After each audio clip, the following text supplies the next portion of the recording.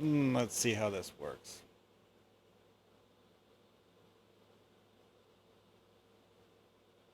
Oh, yeah, this is actually going to be anyways.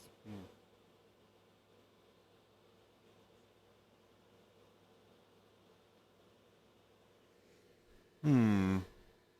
Okay, mic test again. Ah, that's good. Alrighty then. Well, now to go post a few links in Discord. Hmm.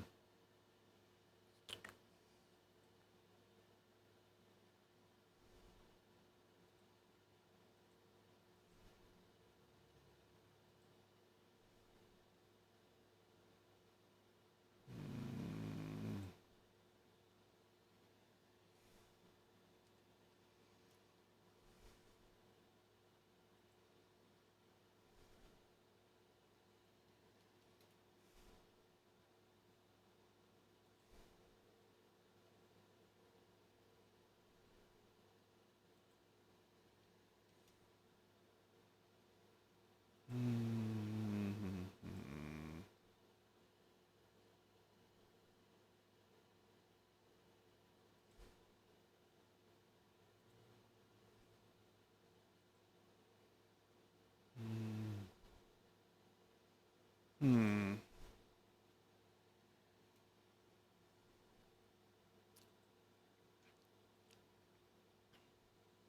Yeah, I haven't even finished doing the initial prototype version of the rules. I have an idea as to what I want the rules to be, but hasn't really gotten past the idea phase for certain parts of it. Need to actually write it out.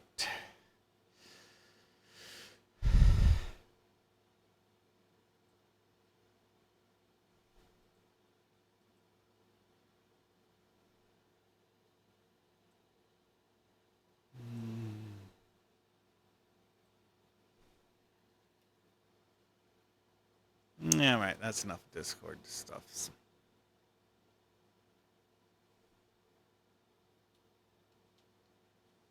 Anyway, so not that one.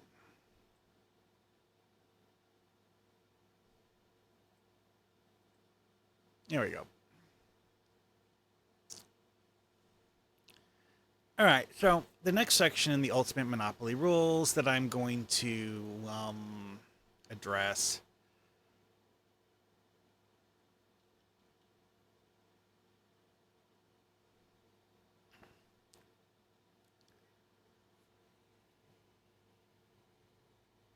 is we already finished the stuff about rolling. What we need to do now is get on for the because like in the basic Monopoly rules, this is the advantages for owners section, which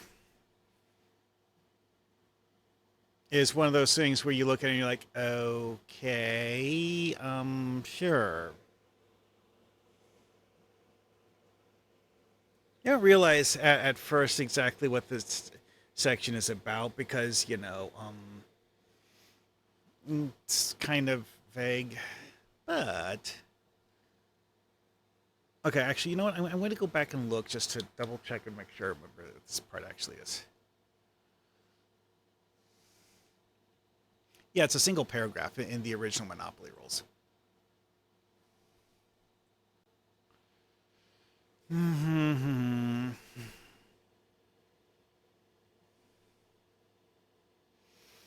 And basically, it just says advantages for owners is about hey, if you own the full color group, you can improve it and charge higher rent prices than an unimproved property. That's it.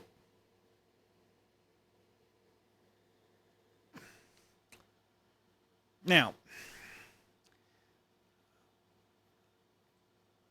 the way that I'm going to define this is going to be different because of the fact that in this one, color groups can get up to 6 properties in the full color group, and quite frankly, um, one of the things that Ultimate Monopoly has in it is the thing of like majority stakeholder. Well, I decided to go with the idea that it's because in Ultimate Monopoly, there can be only one person who's considered the majority stakeholder because of the fact that in Ultimate Monopoly, um, ties don't count. So if it's an Ultimate Monopoly groups don't go above four. So if there's four properties in a color group in Ultimate Monopoly, and two of them are owned by one player, and two are owned by a different player, no one gets to develop it. Well, for this one, I decided to do that differently and have it so that, um, in the case of a tie, everyone can.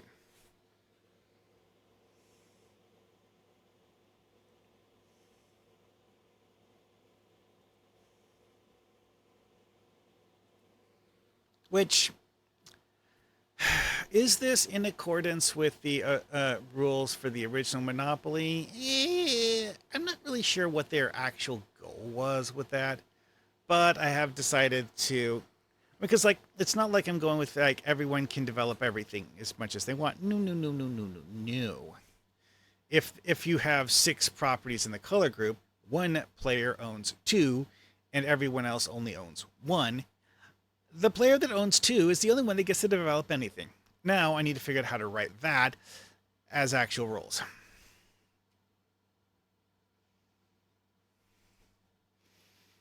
Oh yeah, and some of the stuff in the rules that's formula based, I'm probably going to have to tinker with later.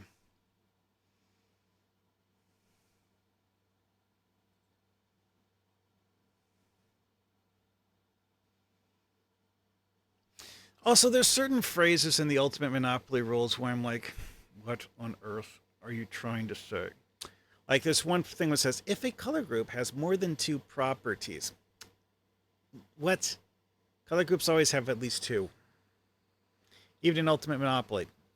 Believe it or not, in Ultimate Monopoly, the center board area, they actually made it so that you have only four color groups. So that despite the fact that the area in the center is actually very, very small and approximately the same size as what I have for Ring 1 on my board, Ultimate Monopolies only has four color groups in that. Mine does too, but actually, you know what? I think mine is a little bit smaller. Yeah. Anyway, though, so they don't have color groups that only have one property. It's one of those things that I'm scratching my head. It's like, why is there verbiage assuming the existence of color groups with only one property? Anyways, now I have this idea in my head of a version of Monopoly where you have devastation tokens, where certain properties are considered destroyed, and thus if you land on them, it's a blank space that nothing happens when you land there. It's just the way free parking works in the original Monopoly. It's like, oh, you landed here, nothing happened. Hmm. Devastation tokens are an interesting idea for Monopoly, but like the idea of having asymmetrical player powers, it's not something. It's an idea that I find interesting, but not one that I actually have a plan for putting into this yet. Maybe later. That is actually one of the more interesting variations for Monopoly that I've seen, but haven't come to a understanding of how to actually implement yet. Is Monopoly with actual player powers, where the players actually follow different rules. Kind of like with Cosmic Encounter and the aliens in Cosmic Encounter, I guess. Or like how in some of the newer Risk games, you have player power so that while everyone is playing Risk, certain people don't actually follow the exact same rules. Most of the rules are the same. Most. Oh, I pushed the wrong button. Anyways, so Also, I'm going to rephrase this to have a section header that is less vague than advantages for owners. Because seriously, I would not guess what that actually meant.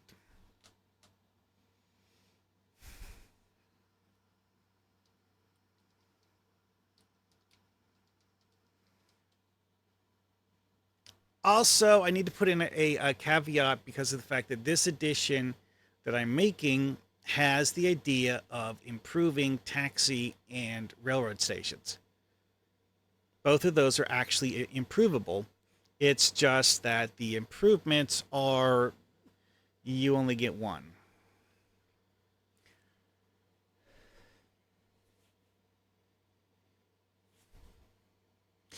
Ooh, that is an idea I just thought of. I should put in a rule where you have. No, wait, no. I already said that a six-way split is fine. Hmm. Hmm.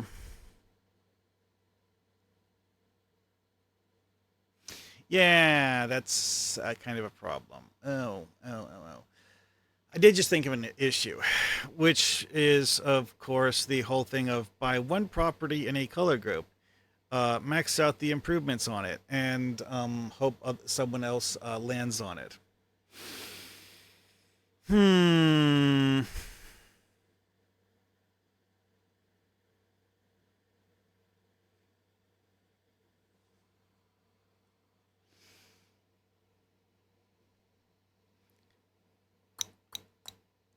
Yeah, you know what? I do need some sort of a limiter on this. I haven't figured out exactly what yet. Anyway, I'm going to start roughing it while I think about it.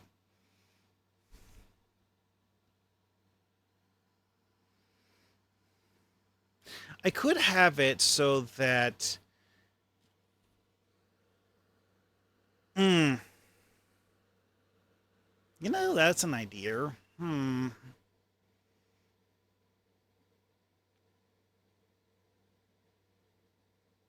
Hmm.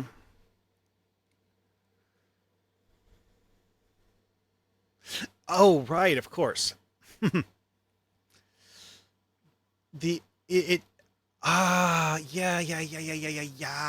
Of course. That works. Okay, so what I'm going to do, I am going to explain that to him. To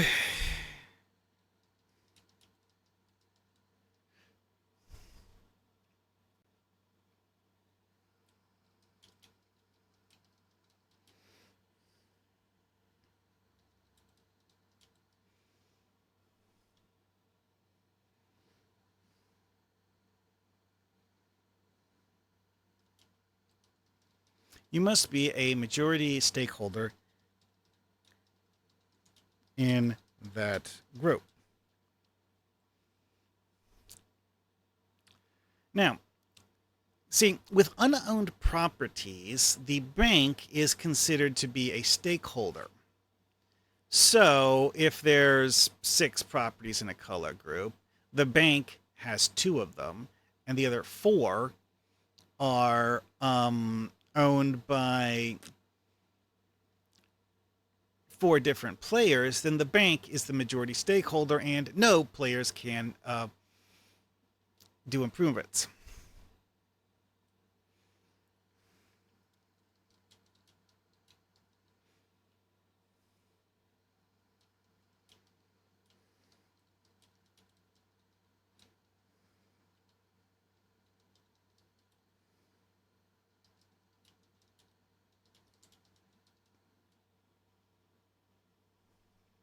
So,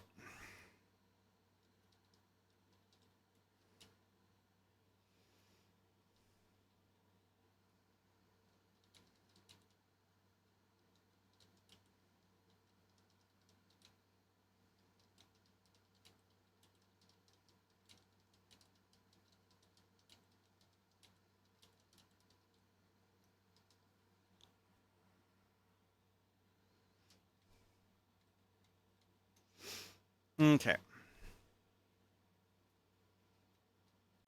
I'm definitely to put in examples for this.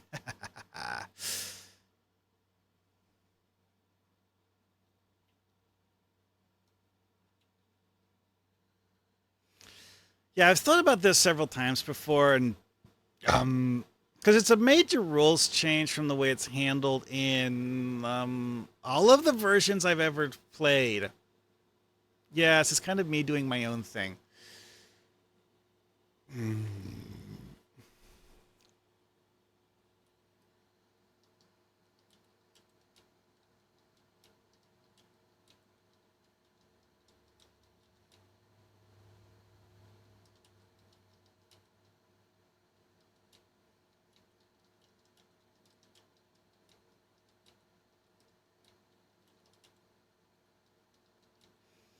You know what?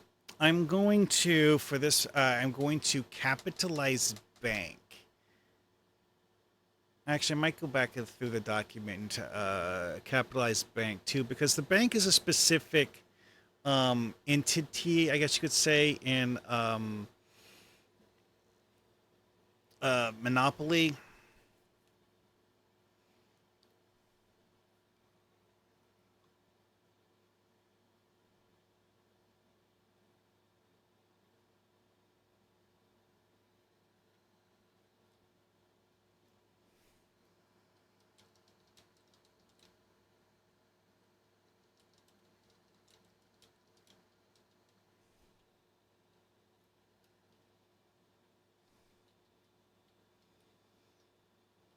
I need a comma there. In that case, both the player and the bank. Oh, you know what? I forgot. There was one place I needed to put the link for it.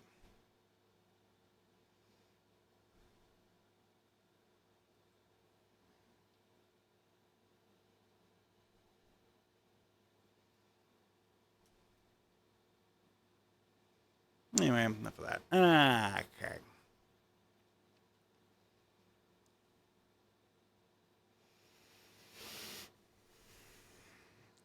Are considered to share status as majority stakeholder.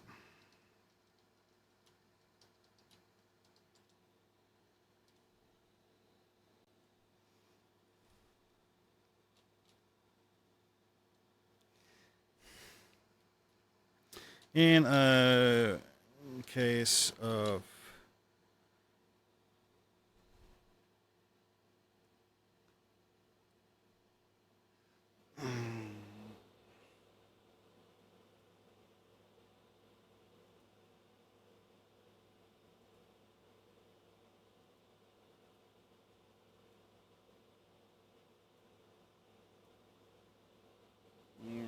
that. Okay, so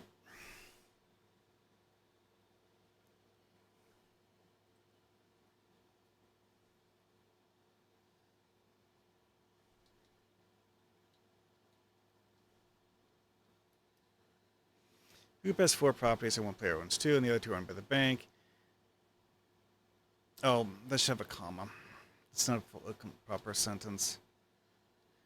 In that case, both the player and the bank are considered to share status as majority stakeholders. It should be a plural. In a case of three properties in a group, if two are owned by one entity and the third is owned by a mm, you know, it's amusing since Thrid is actually in one science fiction an alien race name. You know, I should put this as player because this actually doesn't apply if it's the bank. In a case of three properties in a group, if two are owned by one player and the third is owned by a different player, then only the player who owns two can develop.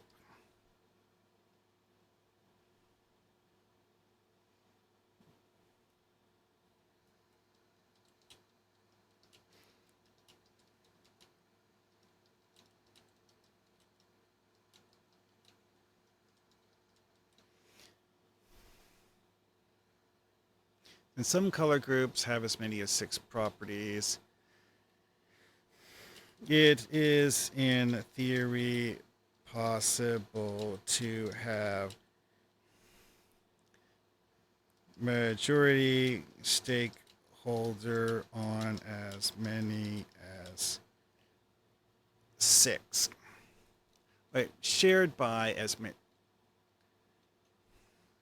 Shared by as many as 6 players.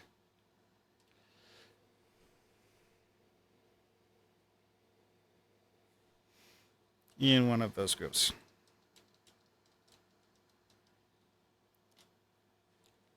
But, if one player has 2 and all of the others don't, yeah. Also, it occurs to me that the non-mortgage rule that I put in here is actually a valid way to screw people out of the ability to improve properties. Yeah, see. Bankruptcy. Yeah, see, it said instead of mortgages, in this game, players can sell properties to the bank for half their listed price. This comes after selling any houses beyond the first.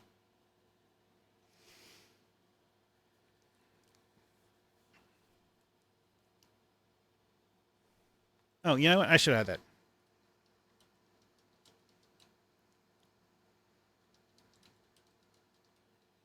Add half the price to build. Yeah, okay.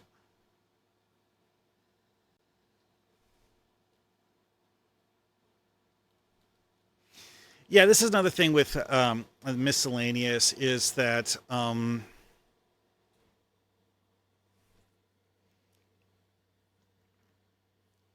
I have a terminology difference for that um,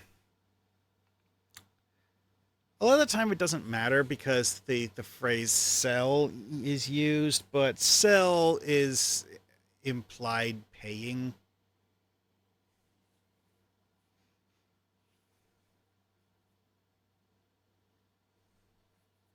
Anyway, though, this is going to be most it's going to come in most often when it's the card decks because the card decks and also some of the special spaces on the board. Oh, yeah, I need to go back and look at that crap.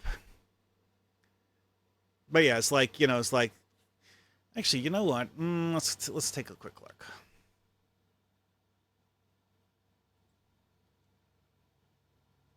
Mm,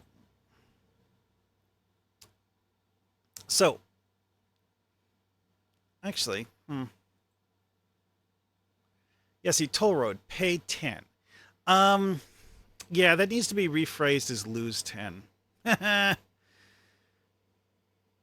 Now, federal tax. That's phrased as pay intentionally because it goes to the bank. It doesn't go to the stupid pool. Luxury tax. That needs to be phrased as lose. Yeah, the federal tax, income tax, one, and whatever the other one is.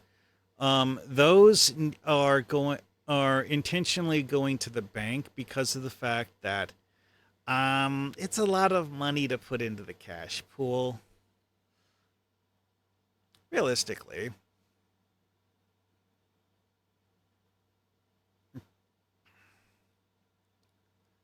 um,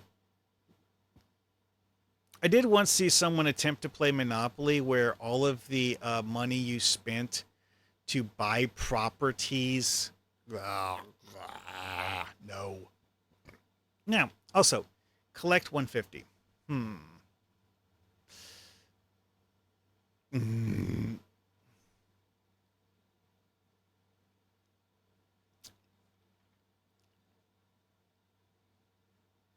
Yeah, collect is the opposite of pay.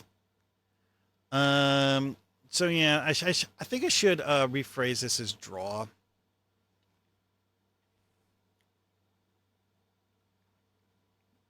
I'm going to have to change all of those. Crap. Yeah, I really didn't think that through. before doing the board.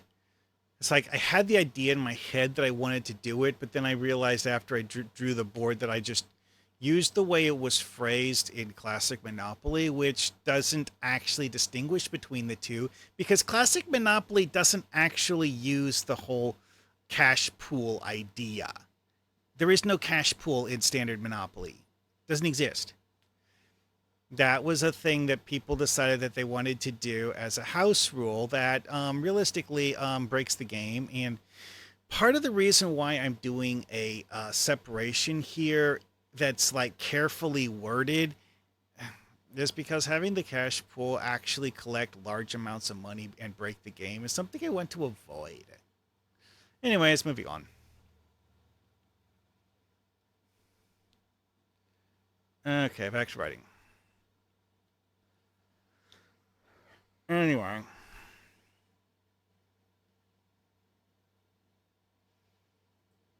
okay, so that part is taken care of.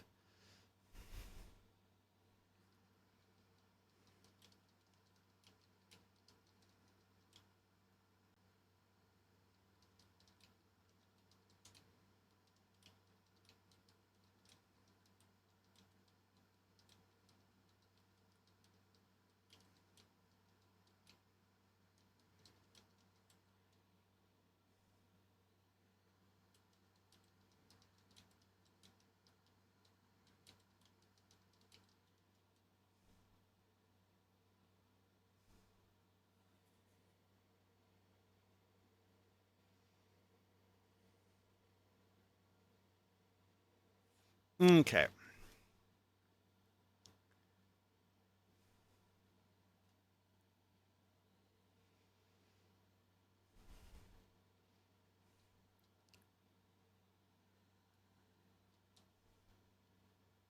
I'm just going to rephrase this to card draw spaces. um,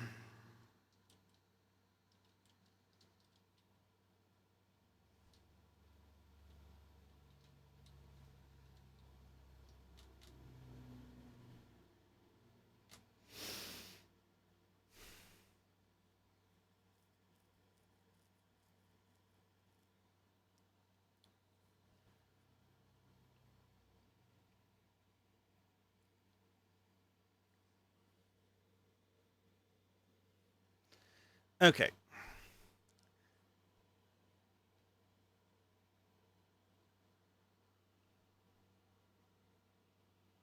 Yeah, so anyway, the way this works is you have a property such as this light green group one here. There's only two properties in that. So having one of them automatically gives you status as a majority stakeholder, no matter who owns the other one. Which, notably, this means that the standard color groups thing isn't really something that you need. But, I figured that with this, the intense chaos of actually trying to get full color groups would be, I don't know. I'm genuinely not sure if I want to actually do it this way, but it seemed like a good idea at the time.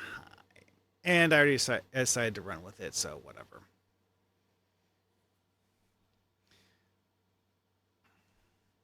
I didn't switch the board.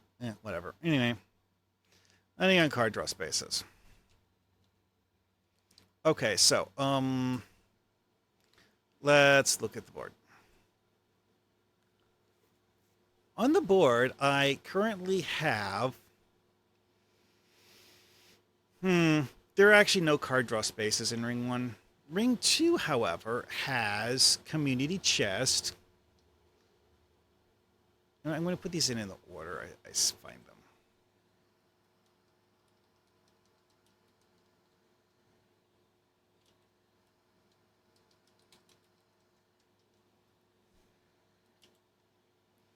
Finance Broker, Travel Card,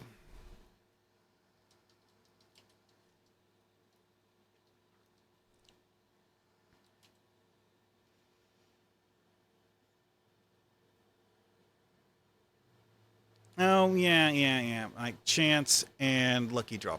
That's it. Okay.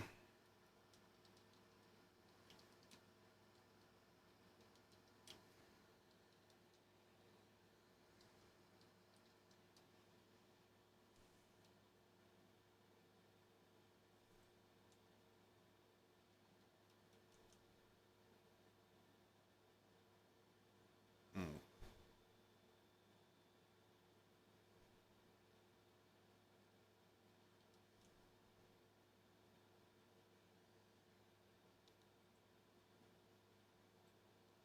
Anyways, this game has five kinds of card draw spaces.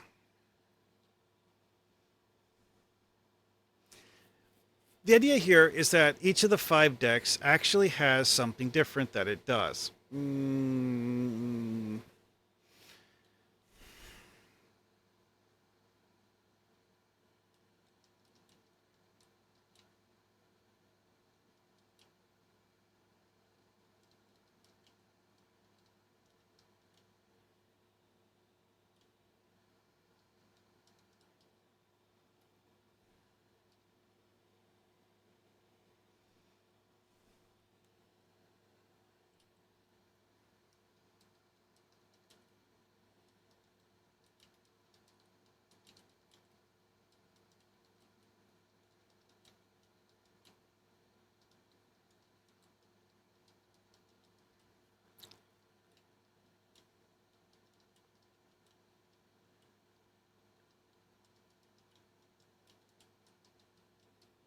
Yeah, they're not exactly direct copies of each other. Actually, I haven't made them yet, but whatever. The idea I'm going with is that Community Chest, Chance, and Lucky Draw are going to have a different scale. Like Lucky Draw is going to be like twice the scale of Chance, and Community Chest is going to be reduced compared to Chance. I'm not sure exactly how I want the scales to work yet. That would require me to actually figure out what I want the cards to be. And when I create the community chess deck, I'm probably just going to create equivalents that are like direct equivalents to the community chess, chance, and lucky draw cards for those decks. At the same time, I create the community chess cards because, again, they're planned to be equivalents. And while they aren't exactly the same because they have, different numbers or different property names listed on them, you know, finance broker and travel, those are uniquely different things. But when I actually build the finance broker deck, I'll, have to explain all of that stuff. Okay.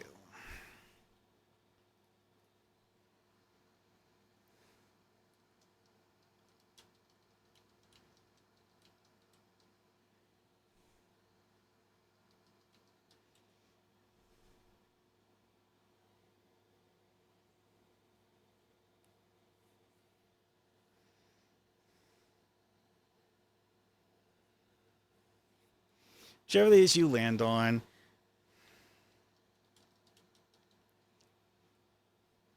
show the card to other players and read it.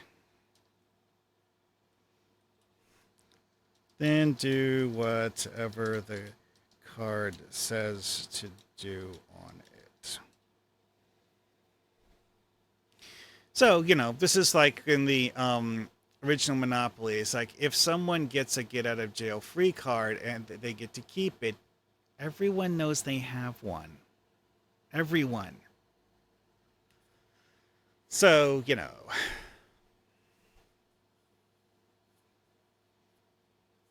but, it's like read what the card does and do what the card says to do on it. In the case of drawing a get out of jail free card, the get out of jail free card says to keep it until you feel like using it.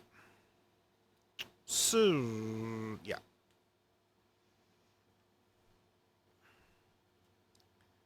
Yeah, none of these is going to be a secret draw.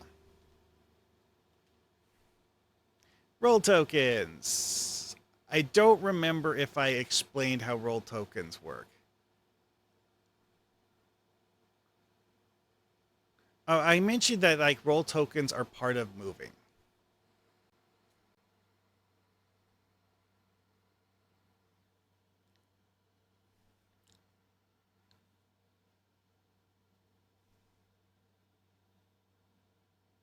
Yeah, here you are.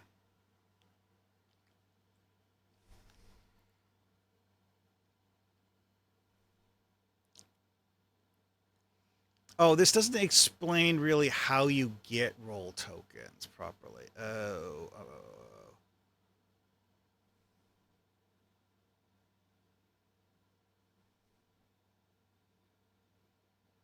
Um.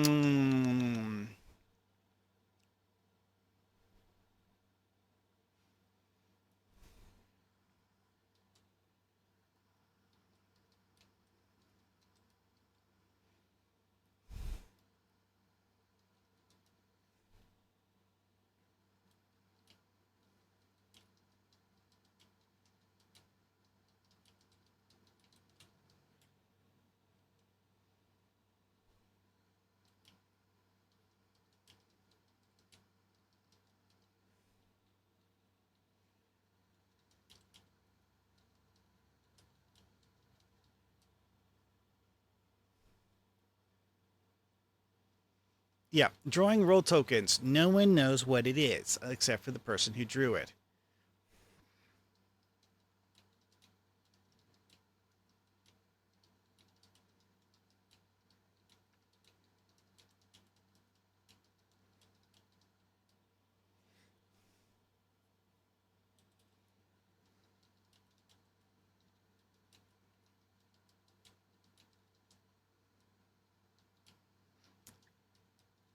Yeah, this is the other thing with roll tokens is that acquiring a roll token um, does not require you to use it. In fact, you are not allowed to use it immediately upon drawing it because one of the methods, well, most of the methods of acquiring roll tokens are after you move. So, Now, if you acquire a roll token and then roll the dice again, you can use it on the second roll, but not the one that gave you the roll token.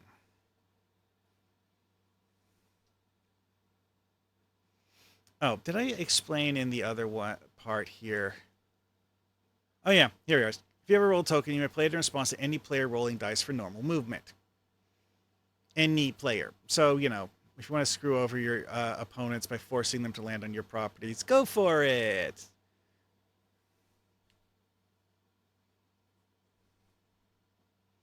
And, the person it's being used on. Oh, wait. That's a typo. These should be capitalized.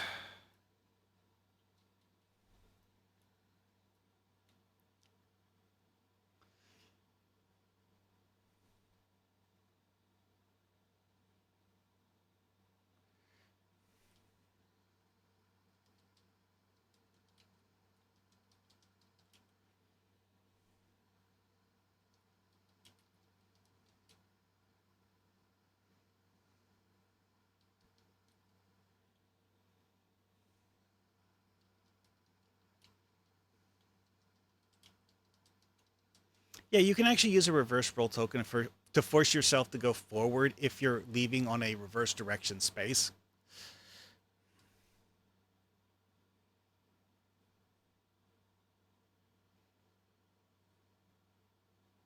So, if you're on a reverse directions.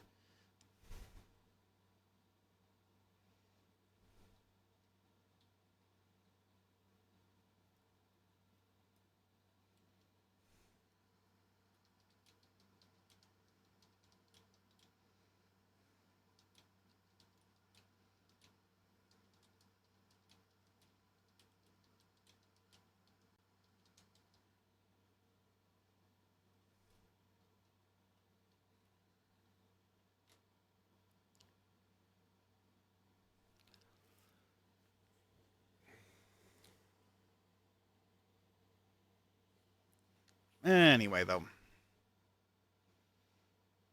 Yeah, I forgot to explain that earlier.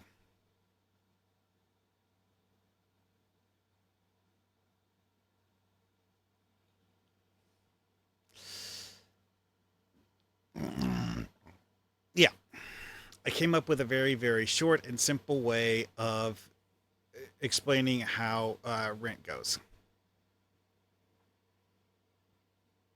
Which, yes, this means that this is scaled to not actually have any properties that use what in normal monopoly would be considered unimproved values. Is this a mistake? Good question. Not sure. Something I could tinker with later, though. I want to convince my siblings to actually play this with me to test it.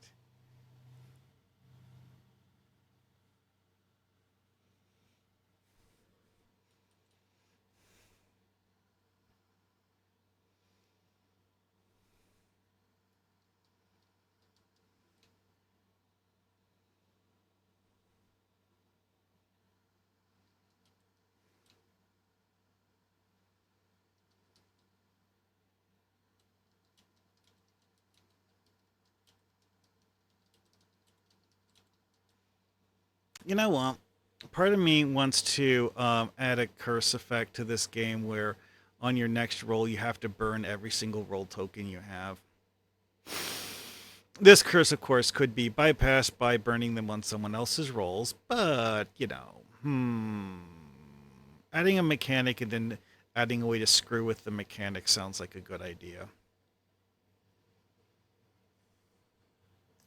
Like, I think I probably will put in a travel card that says choose target player. That player has to discard all of their roll tokens, which would not have the proper timing for them to actually use those roll tokens. So there's nothing they can do in a response.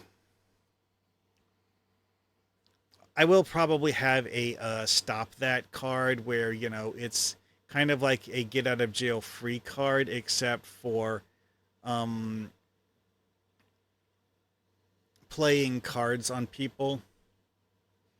But again, like get out of jail free, it's not something that you're guaranteed to have.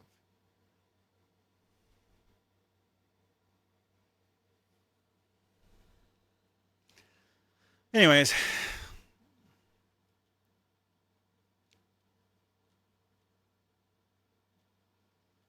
so enough of that. Banker.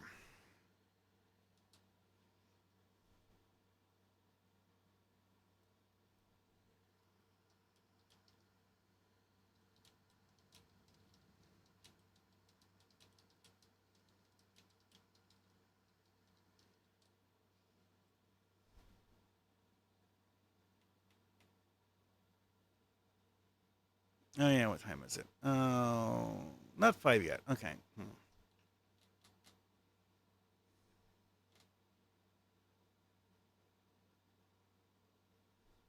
And which players should be chosen to facilitate?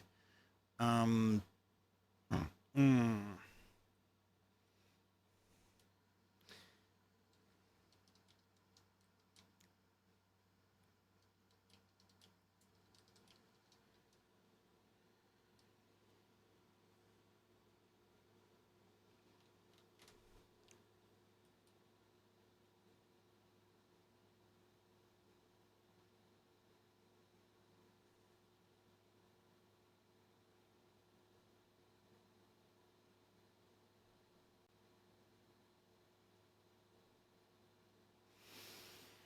hmm.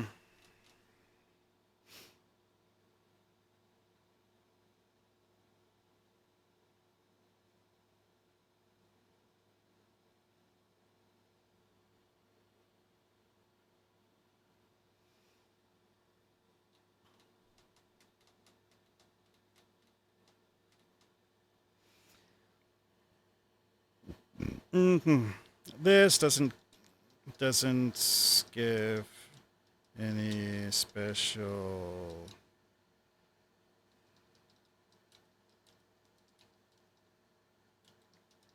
To be honest, I have actually played Monopoly with multiple players acting as banker, and it's fine.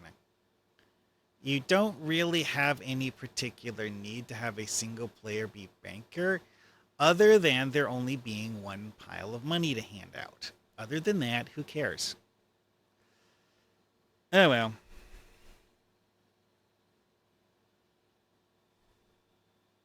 Hmm. Most of my siblings didn't even notice I posted a link to say that I was streaming. Bummer. Anyway, though. Okay, so what's the next section? Yeah, see, Ultimate Monopoly actually also uses the unimproved property concept. I axed the unimproved property concept because of the fact that the way I'm using to track ownership requires you to put a house on the property to mark that you own it. And yeah. Anyways,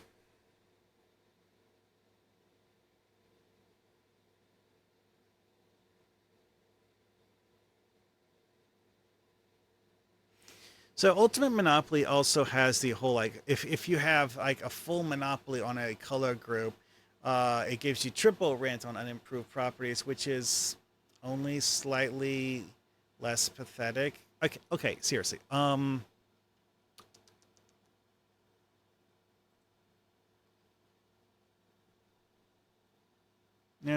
wait. It's in the PowerPoint presentation. No, not that page. I have no idea why it's showing these as blanks. Whatever, I don't care anymore. Open PowerPoint, close Word. So, New York Avenue, the unimproved cost is 16. With one house, it's 80. Multiplying 16 by 2 is 32. Multiplying 16 by 3 is 48, which is only slightly more than half of what the cost with one house is. And also, if you do the math, having one house on New York Avenue is 5 times the unimproved cost. 5. Yeah. Like I said, I did a rather exorbitant amount of math checking that stuff out. Which is part of the reason why I decided I didn't really care about the unimproved property bonus, is because it's not actually all that good. Like, yeah, the whole triple rent thing, that's actually kind of nice. Except that it's still peanuts, so it's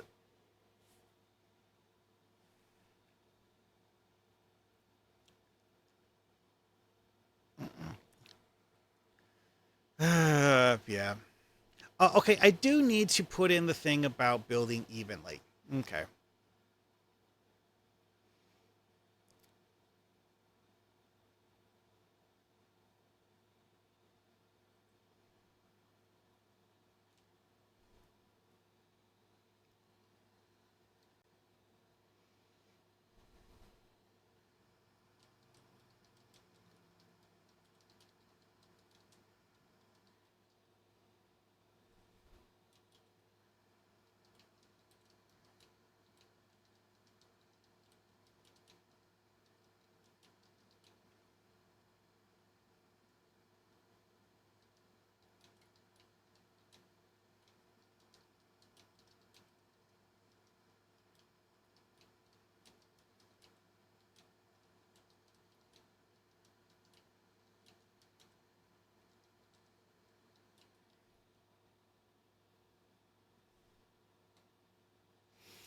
But yeah, it's like you don't have to like have exactly the same number, but you can't go over like one more.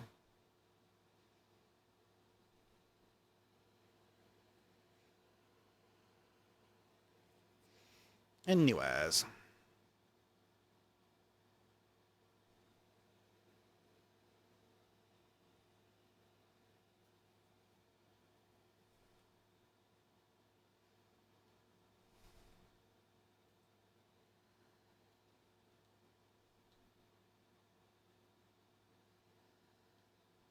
Save that. Alrighty then. Yeah, I'm looking through the Ultimate Monopoly rules and the original Monopoly rules just to make sure I didn't forget to put in things.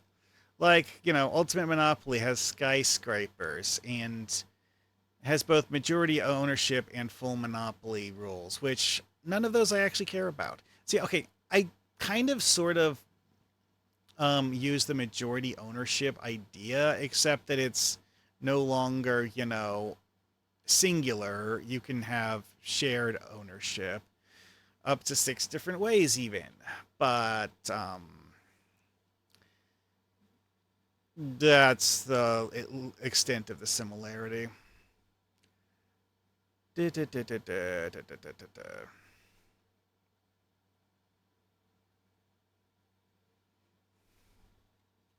Oh yeah.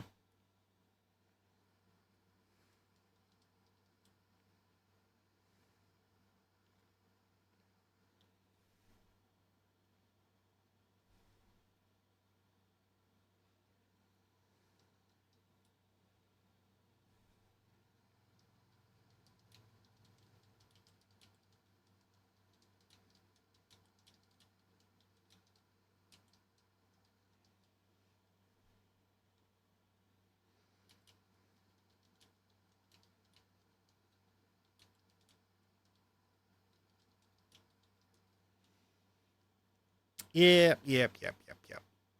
That one's probably going to annoy people. Like, no, actually, you don't get to mortgage things in this game. Don't have title deeds. Now, there is the idea that you could do something else to indicate that a property is mortgaged other than flipping the title deed over, since you don't have title deeds, so you can't do that. Like, having your one house on the property get moved from the color bar to, say, cover the purchase price. That could work. Anyway, though,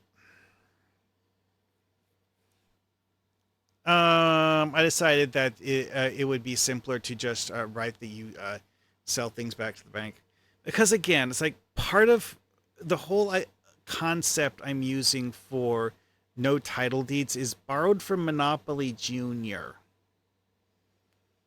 Monopoly Junior had very, very simple ways of handling this. You don't mortgage things there either. So, actually, you know what? Yeah, because like Monopoly Junior didn't have title deeds. It just didn't.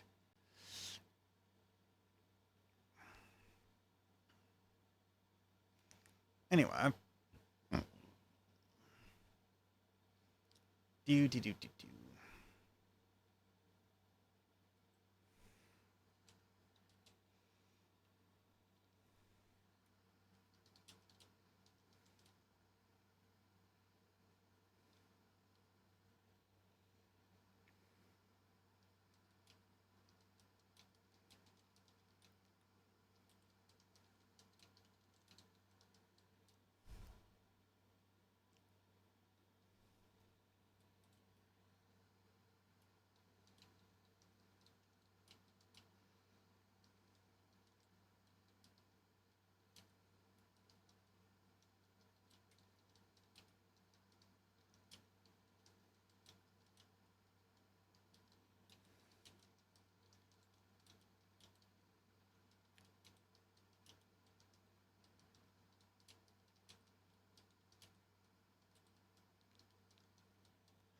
Do.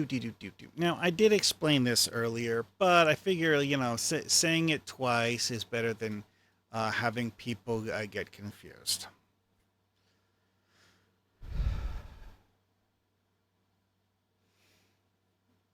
Mm, yeah, majority stakeholder status. I might go back and recapitalize that. I don't think it actually needs to capitalize, though.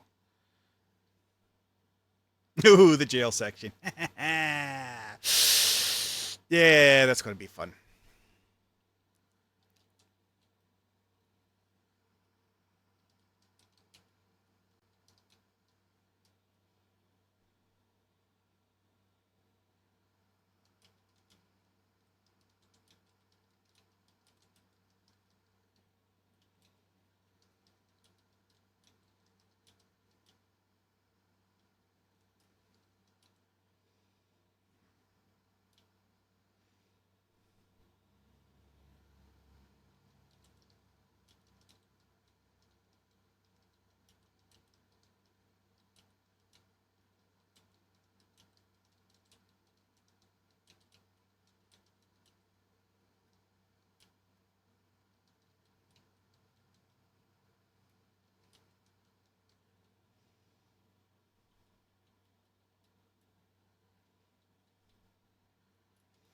Yeah, this actually increases the value of get out of jail free cards because preventing you from getting dumped into jail is actually a major benefit in this one.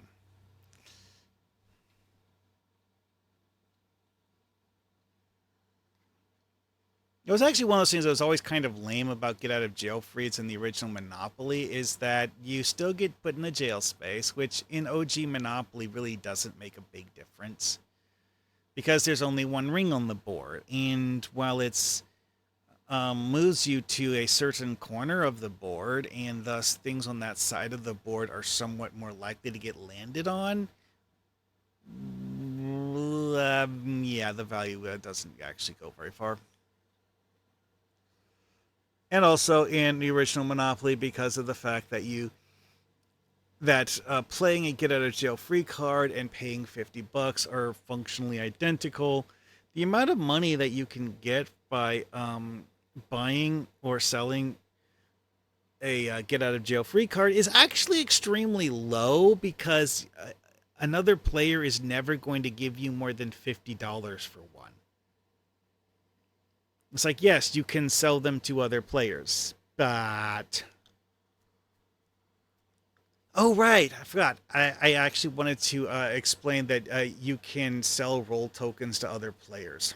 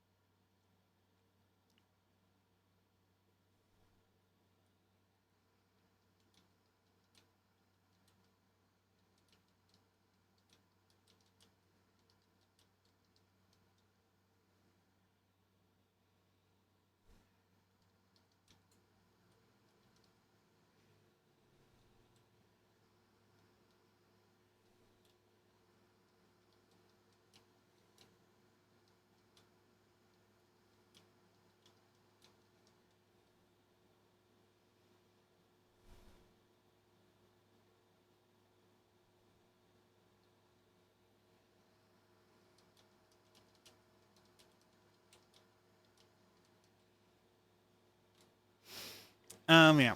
Notably, you cannot be forced to move backwards while in the jail area.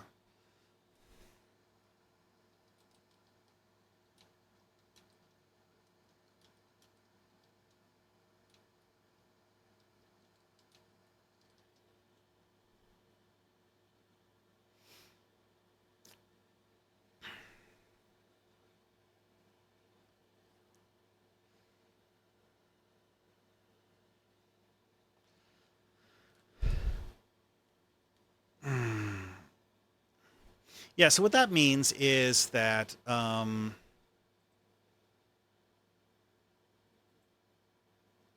these spots here are one way.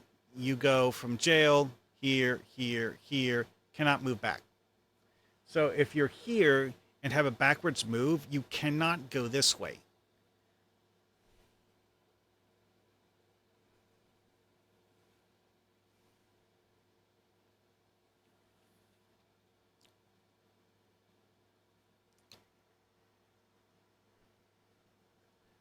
Anyways,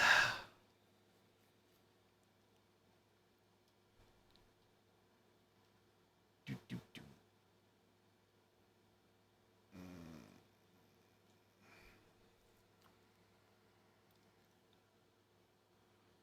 Um,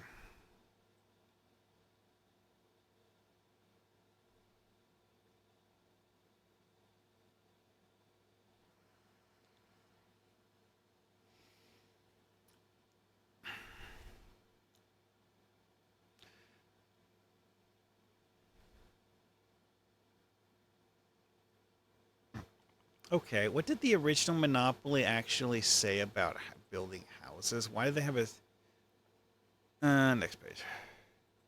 Why do they have a second section for that?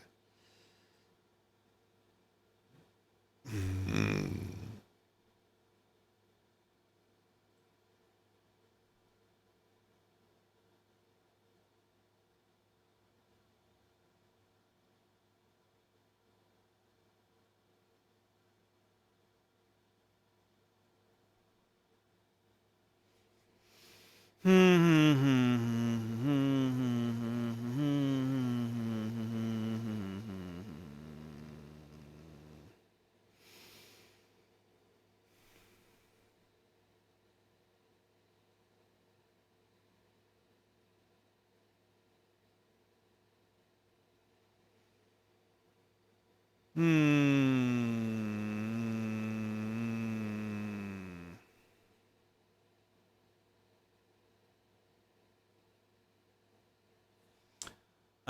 Okay.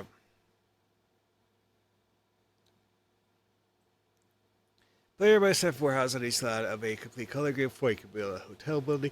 Within buy a hotel from the bank to be erected in the lot of that color group, delivering to the bank, therefore, the four houses from that lot together with the money price shown on title deed. It is very desirable to erect hotels on account of the very large rental which may be charged. Only one hotel may be erected on any one lot. If we go back to the thing that I did on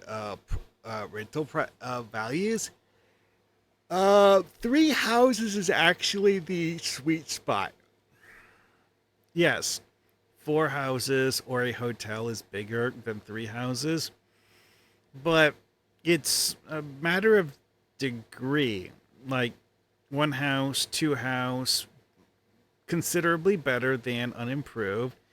Three is much better than unimproved. Four and five are only a little bit better than three houses, which is kind of weird. Anyway, though, now the building shortage thing, I don't like that one. See, that's actually one of the other things from Monopoly Junior is the whole building shortage concept doesn't really apply. Like, yeah, Monopoly Junior didn't actually. I'm not sure if Monopoly Junior has 16 ticket booths for each player. It might have less than that. So, you have to have an actual ticket booth in the bank. But even so, it wasn't really a major consideration in Monopoly Junior.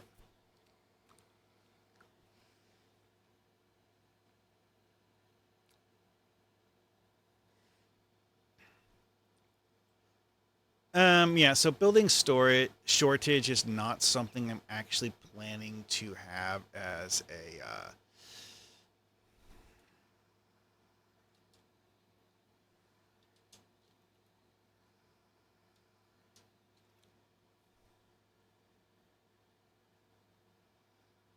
selling property. Ooh, yes, that'll be fun.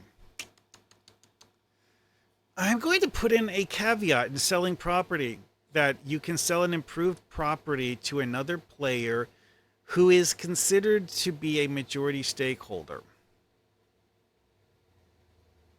Yeah. Which, again, highly limited edge case, but it makes sense to have it.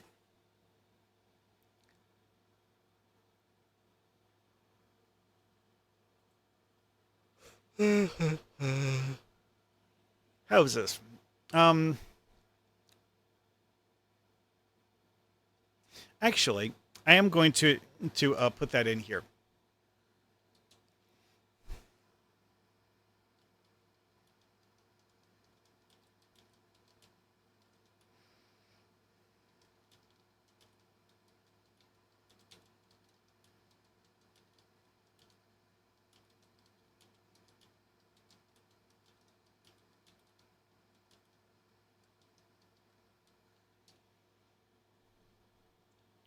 Yeah, all properties in this game that are owned by a player will have at least one house on them to mark ownership.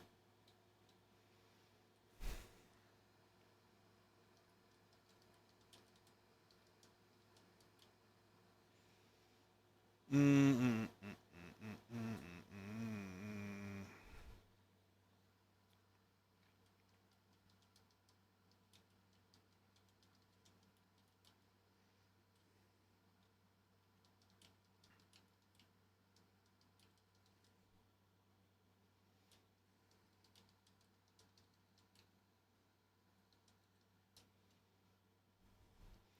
Actually, you know what? Improving properties, I forgot about the taxi stands and railroad depots. Need to go back and do that.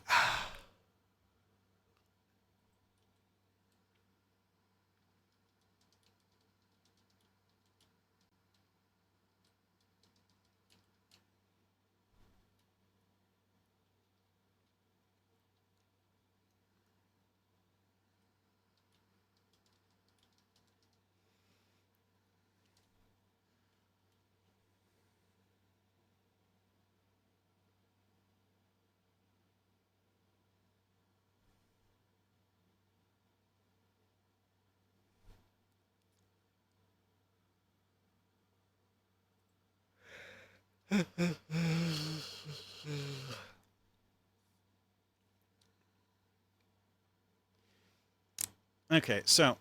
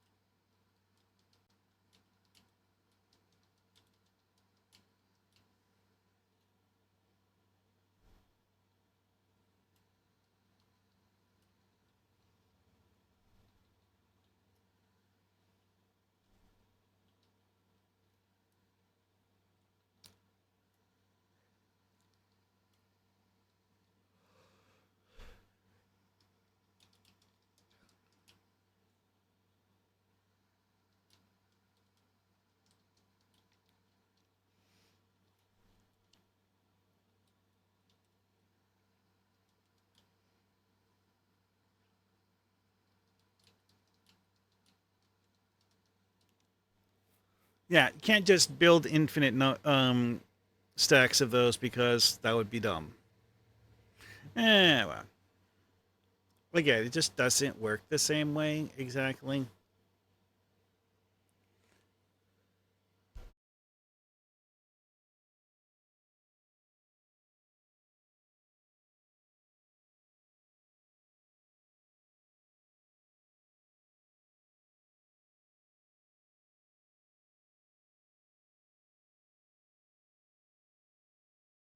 Okay then.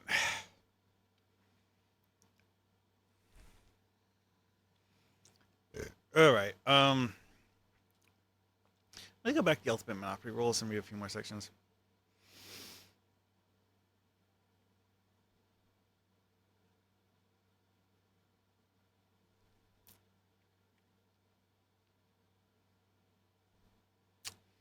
It is actually rather annoying, like looking at Ultimate Monopoly and trying to figure out what the right numbers are for how many houses and hotels you should have in the game.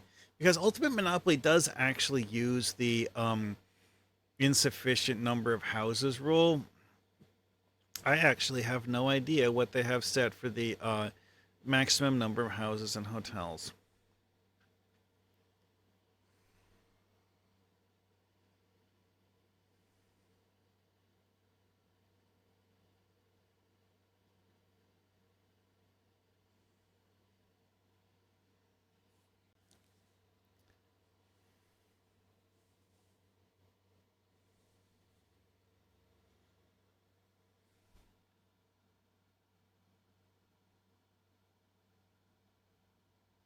Oh, Ultimate Monopoly actually had the train depot only cost 100.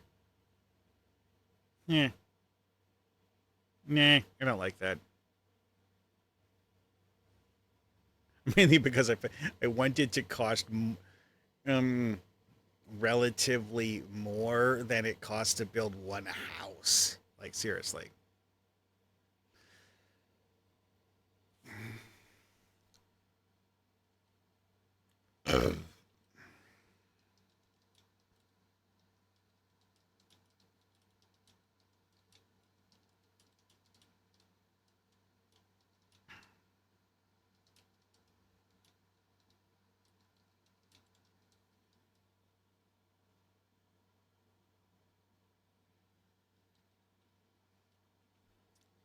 Okay, forgot to pull that in. Dee dee dee dee dee.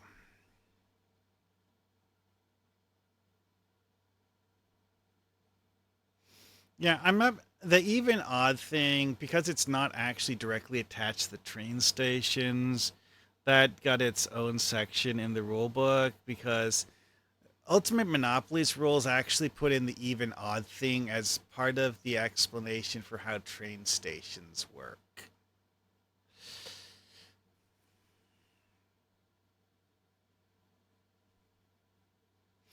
Notably, I don't really understand why cab companies are more expensive than railroads. I don't.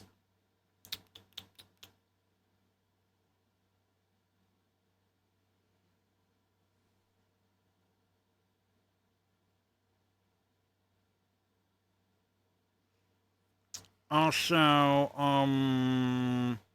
Ultimate Monopoly actually had cab stands work essentially identically to the train depots, but and honestly, the way the tweak I made to the way that works is kind of minor and insignificant, anyways. Oh well.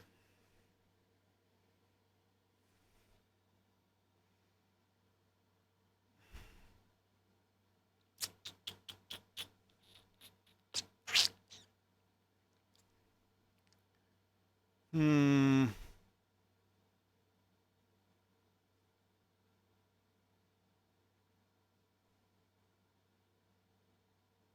Okay, I already explained in the rules how you move for taxis.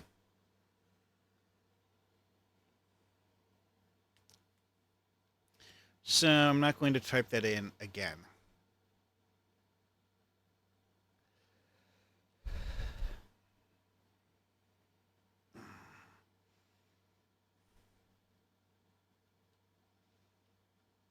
Hmm.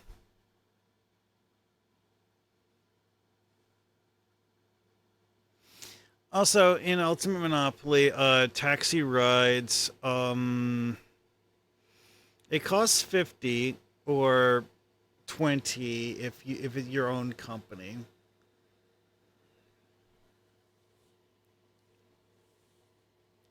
Actually, in mine, I actually left out the whole like, in addition to normal rent thing. I just made it a special function of paying rent on a cab company. But I completely changed how you choose where you go from a cab company.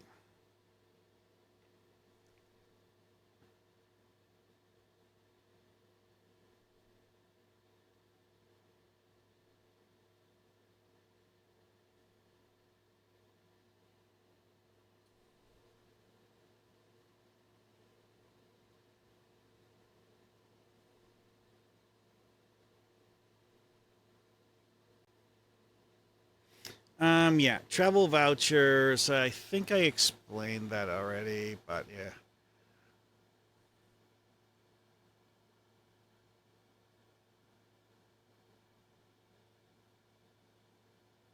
Actually, you know what? I need to look see because like the rolling the uh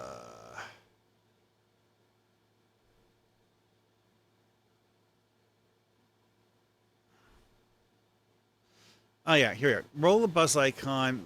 Oh yeah, I did add lucky draw chance or community trust. Cool.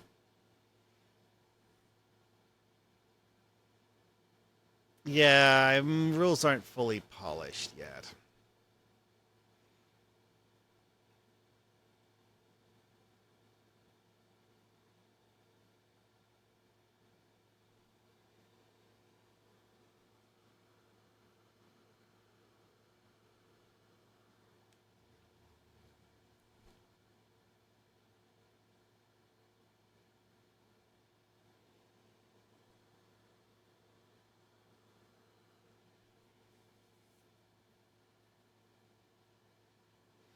Do. Anyway,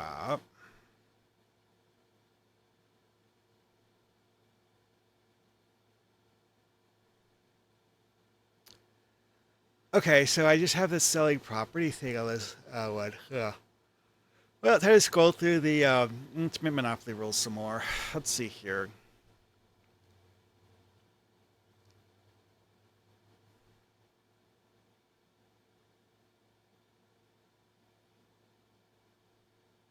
I really, really hate the fact that in Ultimate Monopoly, it actually specifically says that travel vouchers do not have a discard pile that gets reshuffled.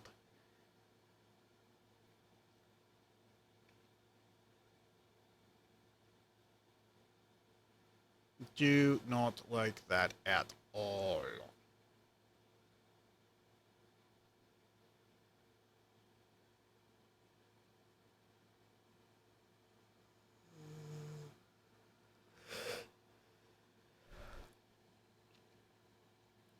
You know, when I read the travel vouchers, I'm going to explain when each particular travel voucher is able to be used.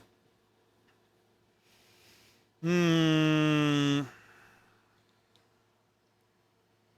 But most of them are going to have a very simple timing, like, do this instead of rolling, or do this and get an effect or something. Because, like, several of the things that in Ultimate Monopoly are travel voucher effects, I actually moved to the roll tokens. And roll tokens are explicitly something that you play in reaction to a die being rolled to move.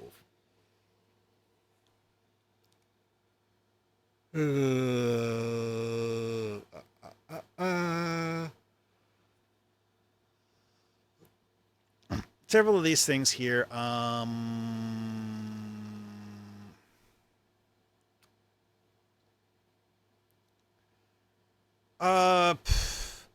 going to have to figure out exactly what I want all of the travel voucher effects to be, because I killed several of them and I need to replace them. And I'm probably going to replace a lot of the travel voucher effects with things that used to be in chance and community chess in basic Monopoly, because the fact that in basic Monopoly they didn't have a separate deck for travel effects. So things like go to St. Charles Place would actually be a travel voucher, not a chance or community chess card. Maybe, possibly. Actually, no, wait, no. Actually, go to St. Charles Place will only exist in the deck that is appropriate to having a St. Charles Place on the board, which realistically is, in fact, not appropriate for a travel voucher, because travel vouchers are things you can get from anywhere and play from anywhere, and not something that's desirable for chance and community chest. Ah, well.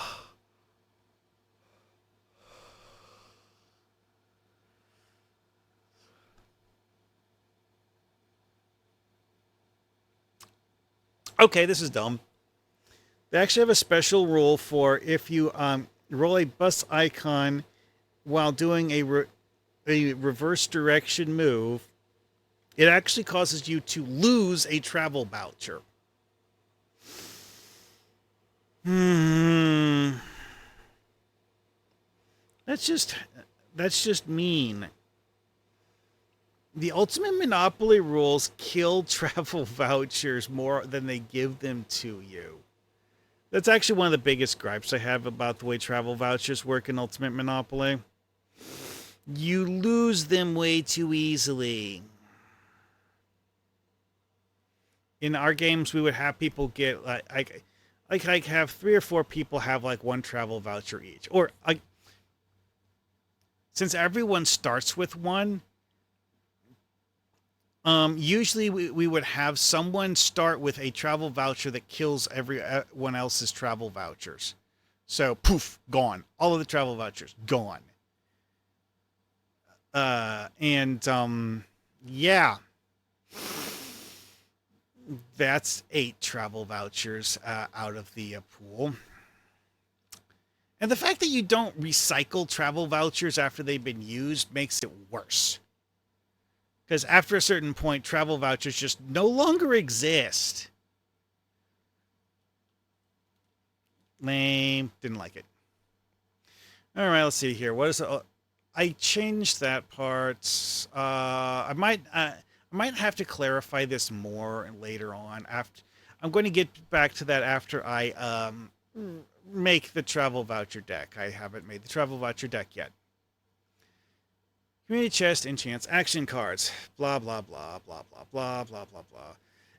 Yeah, this is basically just how do you switch tracks while being forced to move around the board by chance or community chest card, which I decided I wanted to just not do that. So, these rules are awkward and kludgy, which is part of the reason why I decided I didn't want to do it that way.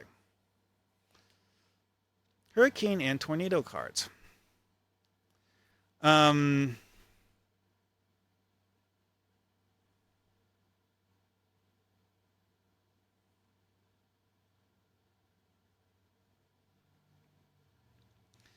basic I don't really understand why they have a special place in the book for this. Like these are clearly things that they added to Ultimate Monopoly that aren't in Basic Monopoly, and it's just a card that kills houses. It's not actually all that interesting.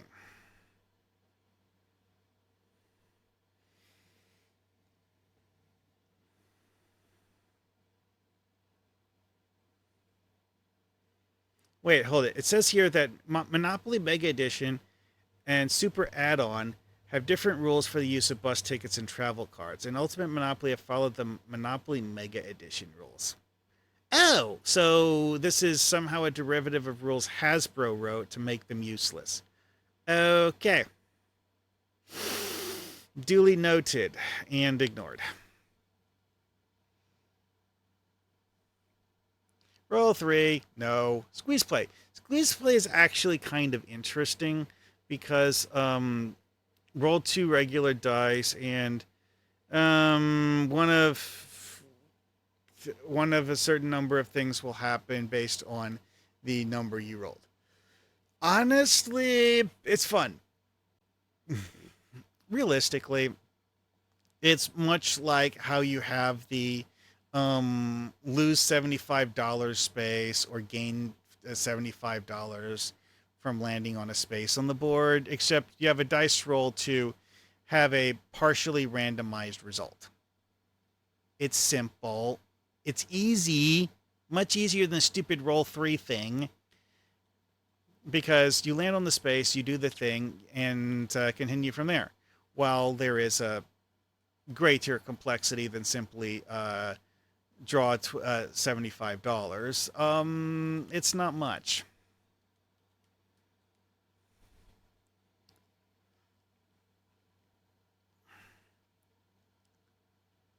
Oh yeah, the alternate squeeze play rules have you also use the speed die, which changes the way the numbers come out because the speed die increases the ceiling, which I don't actually like the way that they did that with the speed die because they actually have an error in the chart because when you have the speed die in there. Oh wait! That's right. The Mr. Monopoly and the bus icon add to the number roll, so you actually can roll Snake Eyes and a bus icon or Mr. Monopoly. Okay, sure. That works, I guess.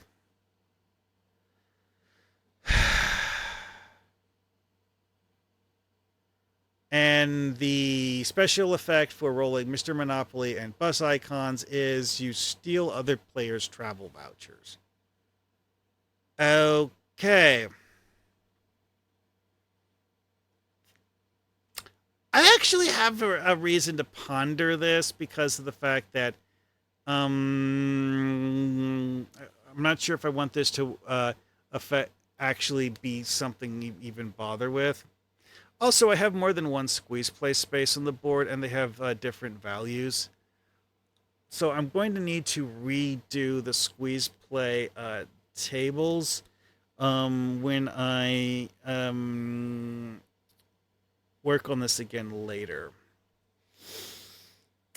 it occurs to me that I should have been making a to-do list of things that I need to do later, and fixing squeeze play is definitely one of them because I'd actually forgotten that there was an alternate squeeze play rules thing.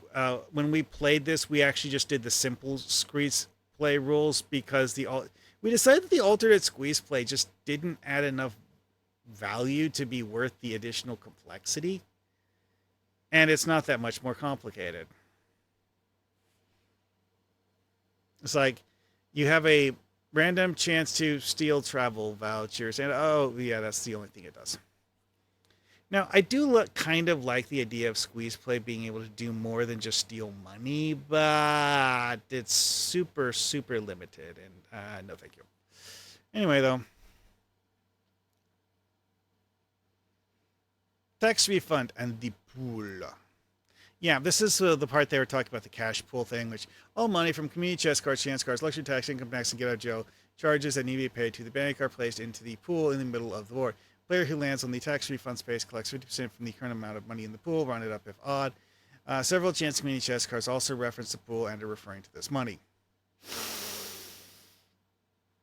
Mm-hmm.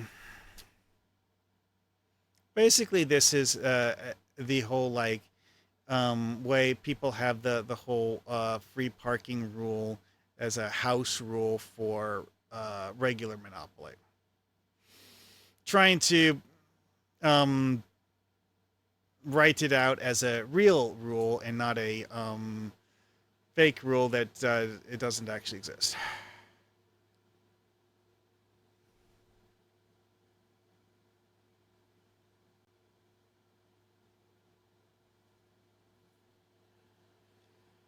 Also, this section has get out of jail capitalized, but it shouldn't be because of the fact that you're not actually playing the get out of jail free card. You're just getting out of jail.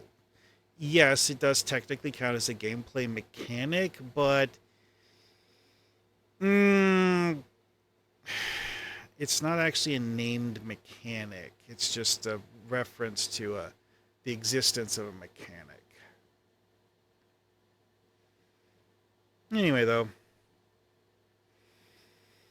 I did actually mention this. When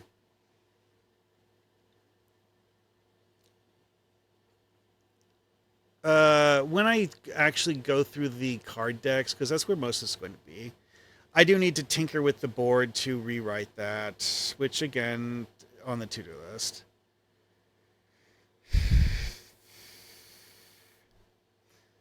This does actually specifically mention income tax as something that in Ultimate Monopoly was getting used for this, which I don't actually like the idea of having Ultimate Monopoly or income tax included due to the fact that I actually have more than one of those and they are kind of high. I don't know. It's a thing to tinker with later. The subway space, you have this thing explaining how subway works, which realistically, I'm not sure we need this. Did I actually fill in anywhere here with the subway thing? No. Okay. You know what? I'm going to move the subway thing to. Oh yeah, that's right. I also need to have a section in the rules for warp zones, which is going to cannibalize the part of the Ultimate Monopoly rules for the Holland Tunnel.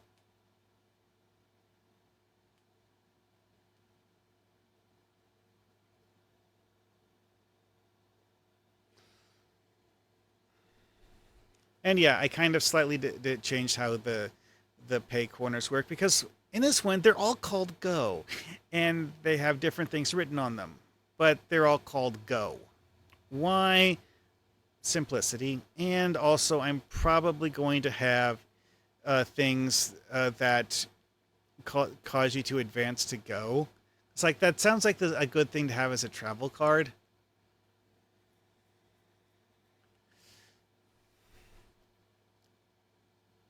And having just like all of these like differently named pay corners, I don't like it. Anyway, so I am going to copy the subway and Holland Tunnel rolls. I'm going to put them after the movement order thing because... And yeah, also, I actually condensed the salary thing. When landing on or moving forwards through a go space, yeah, reverse moves don't work. Anyways, follow the instructions on that go space to determine how much money the bank pays you, which is solely based on whatever that specific space says, and there's 4 different ones, so yeah, there's variations. The biggest difference is actually just the amount of money you get, honestly. Anyway, back to this. Okay, copy the subway section. Control C. Oh, right.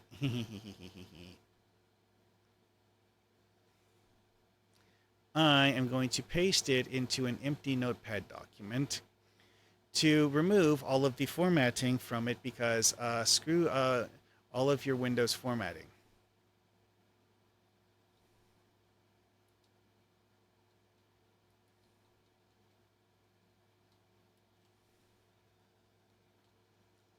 Now we paste it back into here, and you see that it is actually completely differently formatted than in this source document that I acquired it from.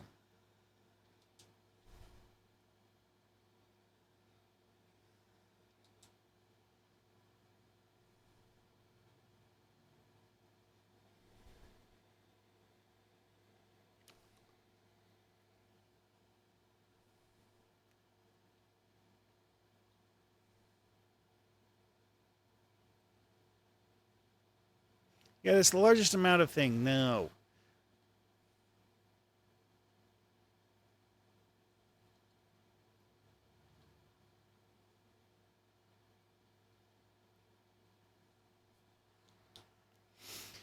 Since traveling via subways directly, you're not collecting sandwich, passing a pay corner, passing a... This is just referring to pay corner. I'm changing it to go.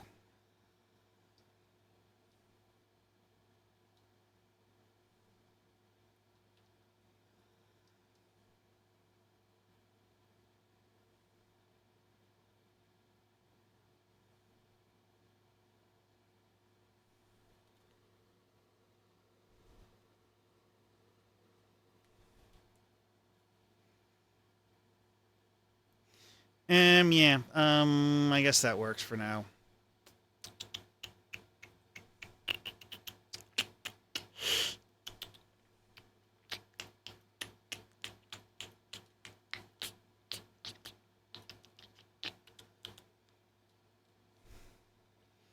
Now to repeat the process with the other part. Holland Tunnel.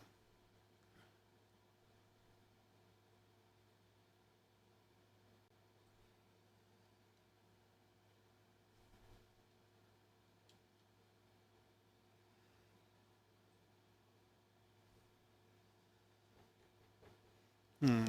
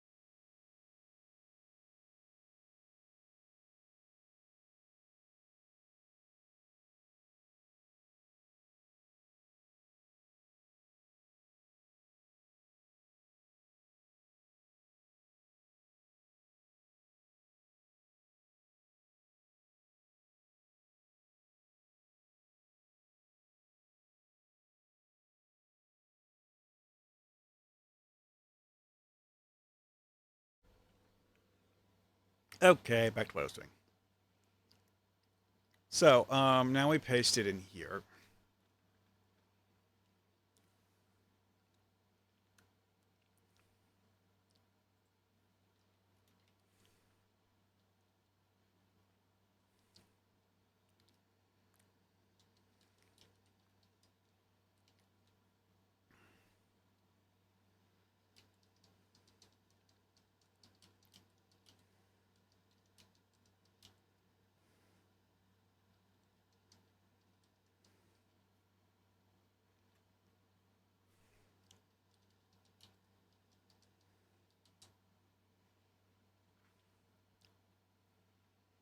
Now, the thing with warp zone spaces is that I'm going to need to figure out a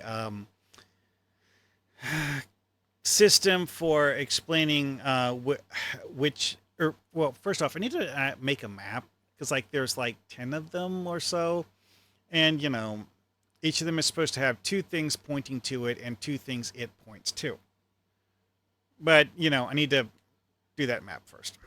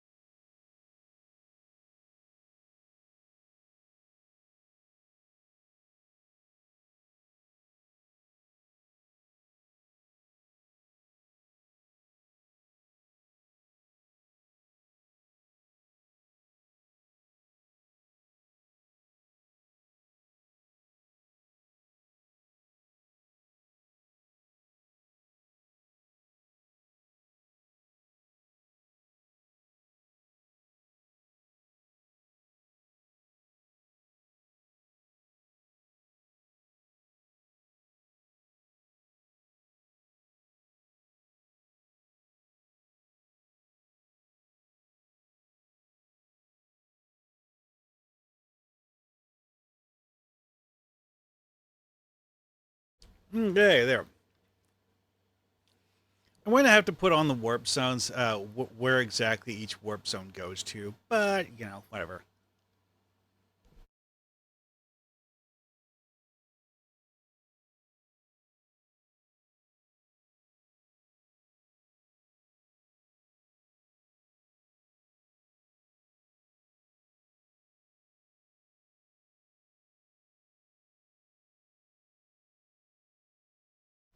Okay, auction, I do need to put that in. Yeah.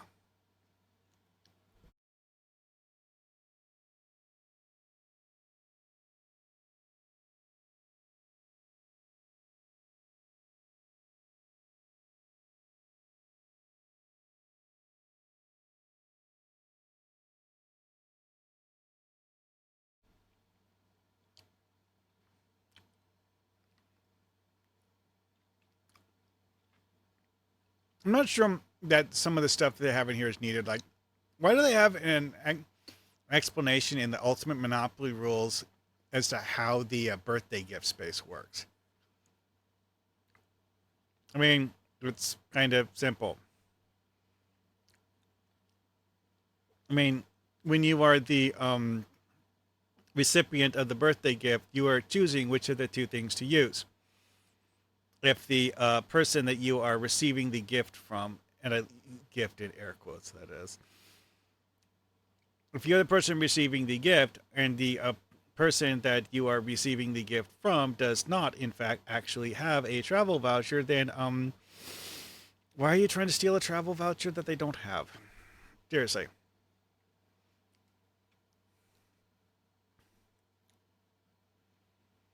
Okay, the utility rent thing, yeah, I changed that.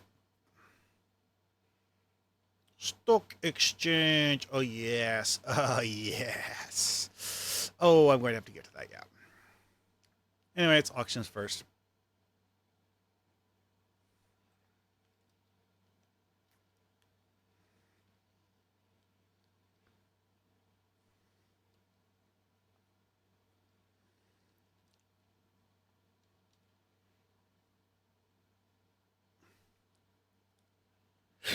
Okay, let's see here.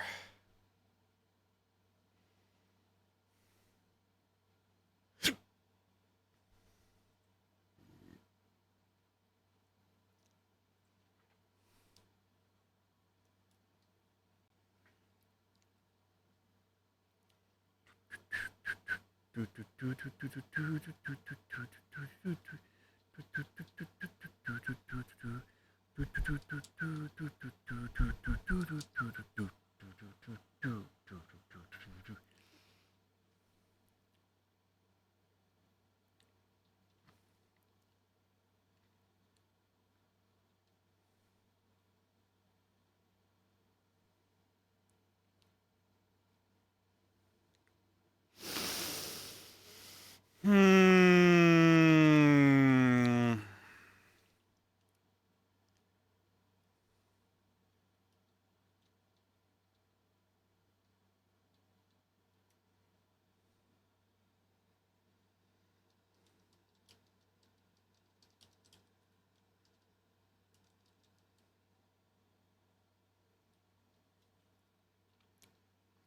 Yeah, I decided to call it the odd even rules because, quite frankly, the other way is more complicated and annoying. Paste this.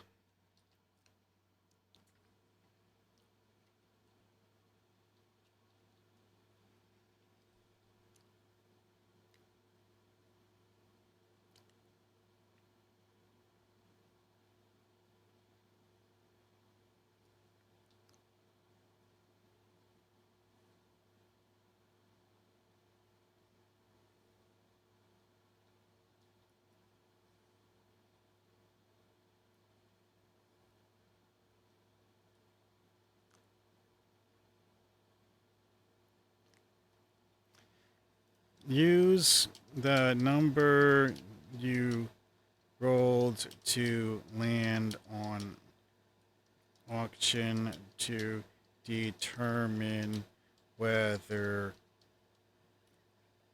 odd or even.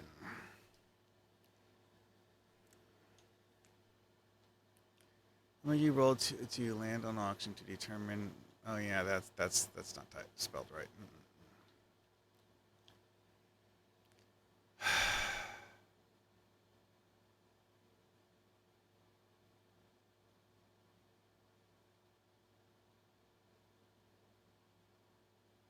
This needs reworded. This was worded horribly. The original Ultimate Monopoly way of wording this was excessively verbose.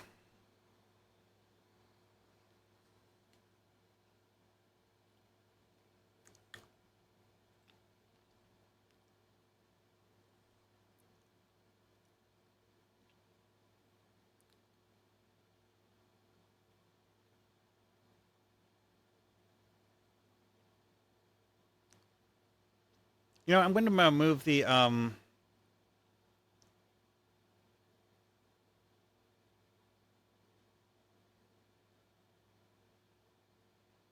going to put a period here.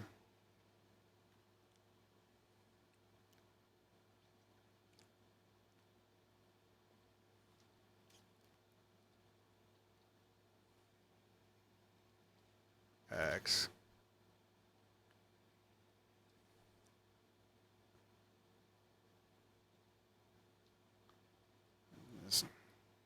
Use the number you rolled to land on auction to determine whether odd or even while following the odd even rules.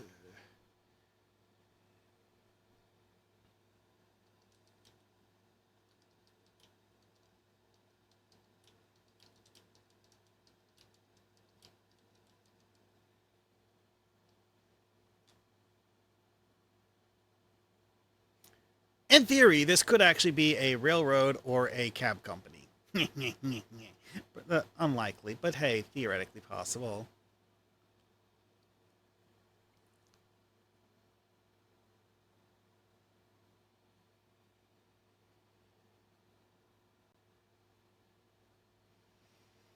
Hmm.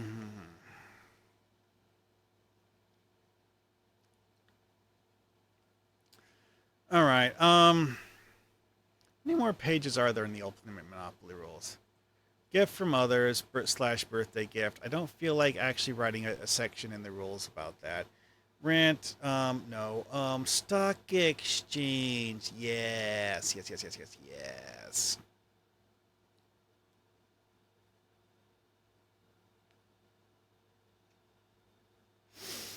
Okay, so stock exchange is something that I went out of my way to make more impactful because of the fact that it almost never did anything. It's a cool concept, though.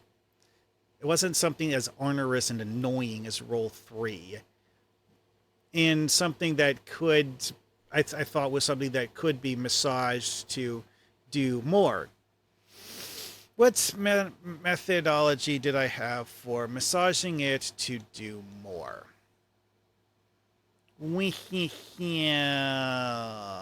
um, the first thing is, of course, that I drastically increased the number of stock exchange spaces. See, here's one. Here's another one. You know what? Having them not have an icon or any sort of like a colored backing or anything like that. Okay, they're not supposed to have a colored backing because of the whole like roll token thing. But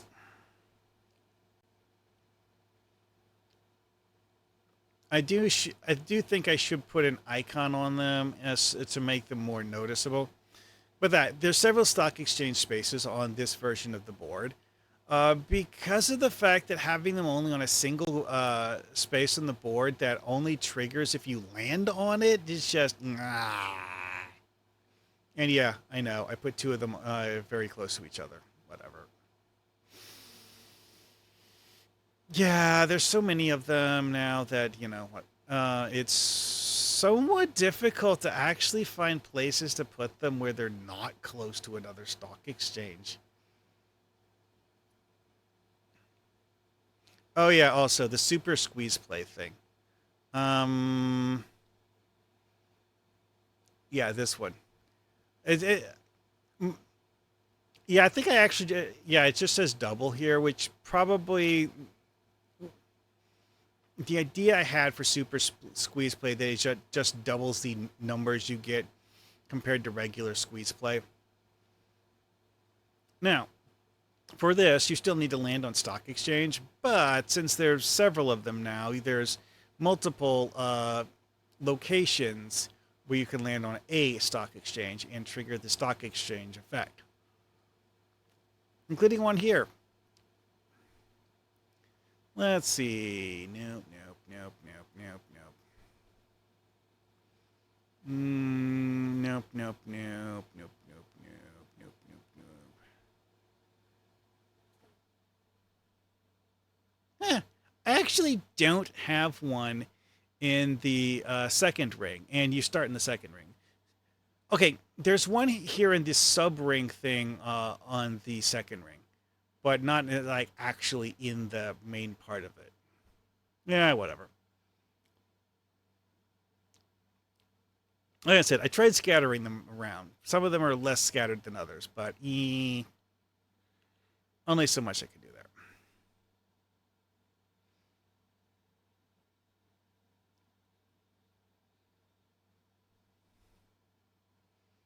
Anyways,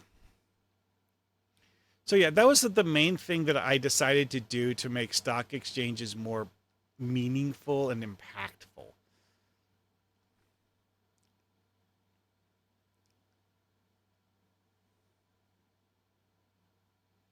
Changes to the board. I made a new one. Yeah, all the stuff in the Ultimate Monopoly rules, talking about changes to the board. Nope, nope, nope, nope. That's Ultimate Monopoly. This isn't Ultimate Monopoly. Oh, yes.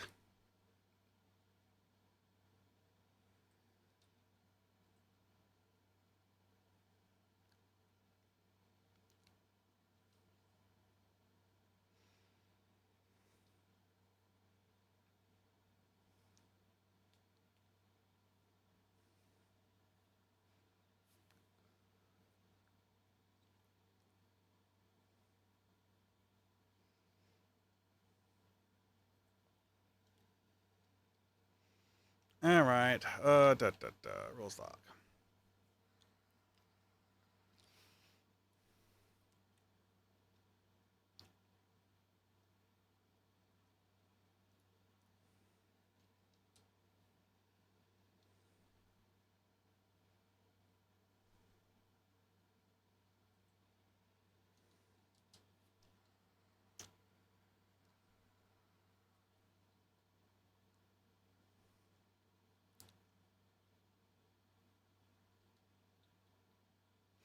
I'm just going to call this American Motors and say anything and everything in all versions of other so this doesn't matter.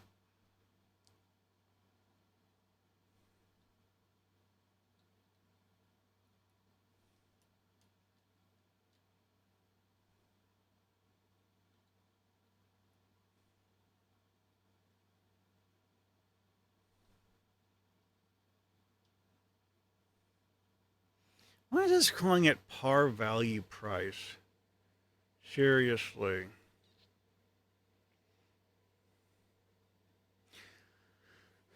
I might keep that terminology or I might not.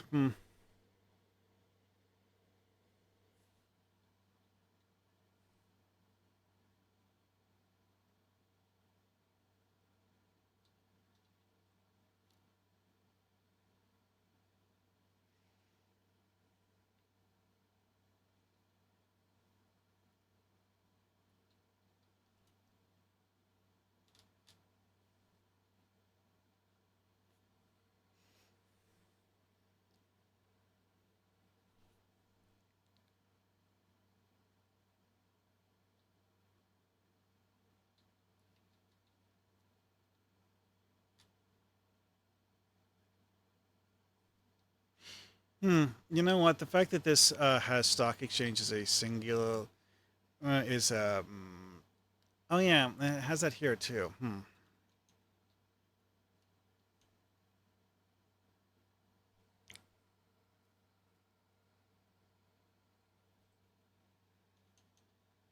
Now, the investment oriented deck here that I have, one of the things in it is things that uh, may give you the option to purchase stocks or steal stocks from other players.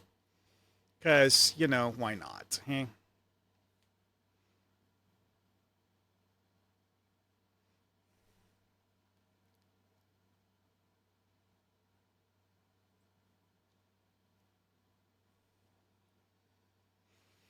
Yeah, that is actually a thing. It's like it does technically give you dividends after you buy.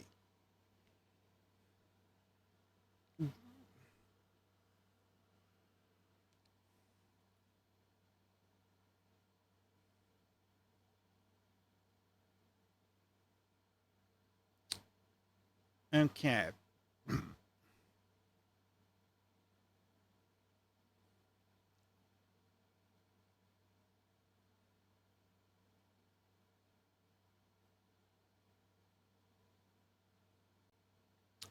Yeah, I actually think I will keep this because of the fact that for the stock system to work, you actually need to have physical stock certificates.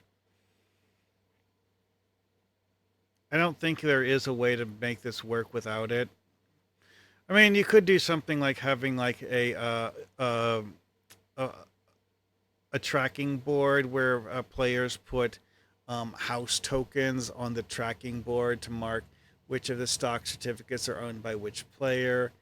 But, that's just using a tracking board instead of individual stock certificates. And would actually end up working more or less the same way. So, no big deal.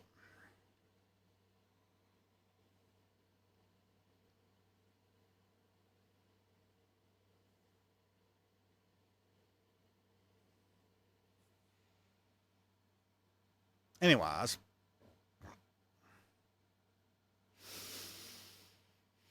hmm.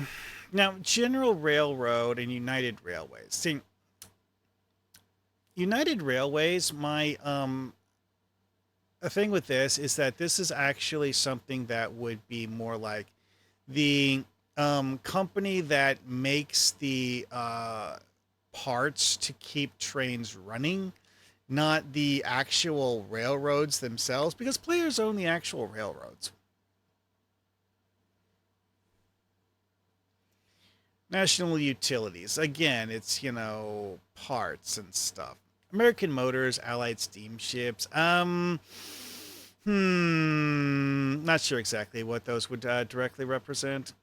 Motion pictures. I mean, it's canonical in the US that we only actually have one motion picture industry that's a big business. Makes sense that there's only one stock. Anyways, general radio. That's actually kind of irrelevant nowadays. Like, yes, radio still exists. Yes, people still use the idea of radio, but it's not what it used to be. Which would explain why it's the cheapest stock. And also, there should be in the rules the stuff for the stocks. I need to go find that actually. Da, da, da, da, da.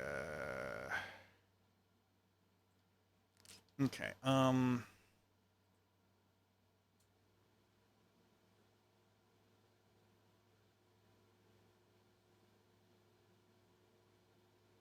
yeah, here we are. Stock exchange.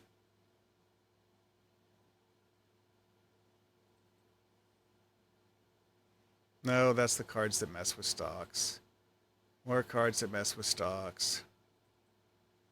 A different copy of all of the cards that mess with stocks. Okay. A PDF for the stock exchange corner space.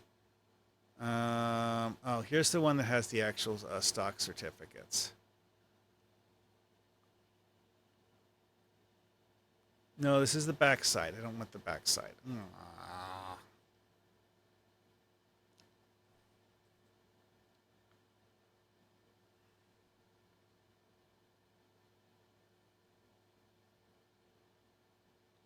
Okay, United Railways is 140. Acme Motors is 150.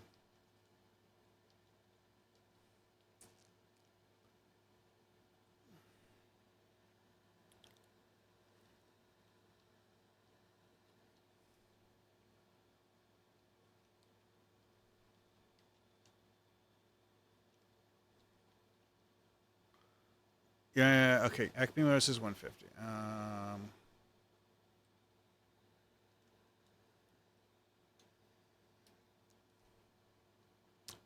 I'm actually probably going to reorganize these because there's a roll 6 chart that you need to use for certain effects to randomly choose a stock. Um, and to make it simple to easy to remember, I'm going to make it so that the roll 6 card or roll 6 chart is like 1 through 6 with the cheapest stock being 1 and the most expensive stock being 6. Hmm.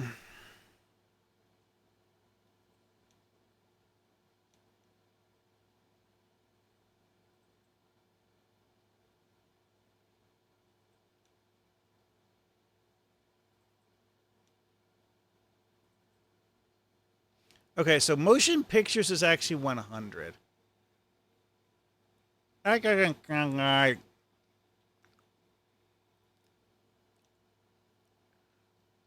Yeah, I'm changing that.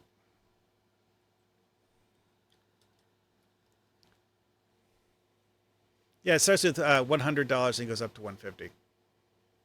You know what? I'll put this at 130.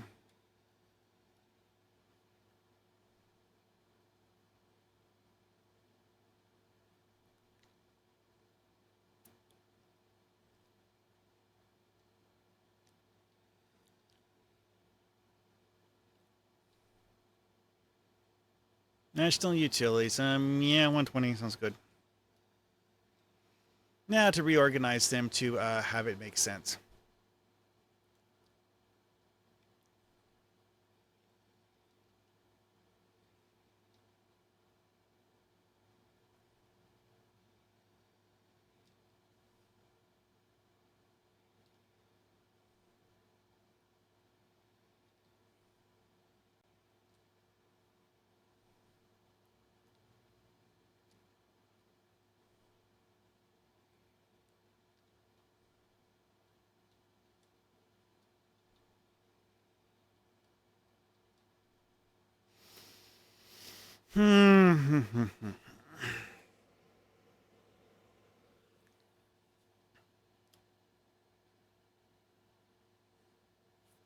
Okay, there. That should work.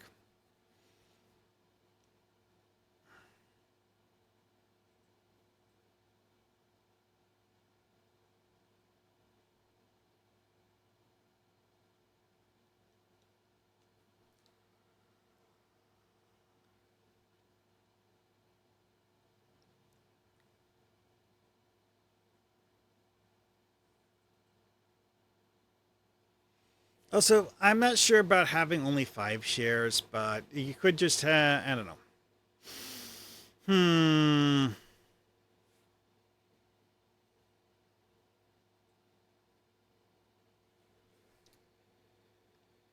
I think it start at 10% and go up like super fast is something I find to be kind of head scratching.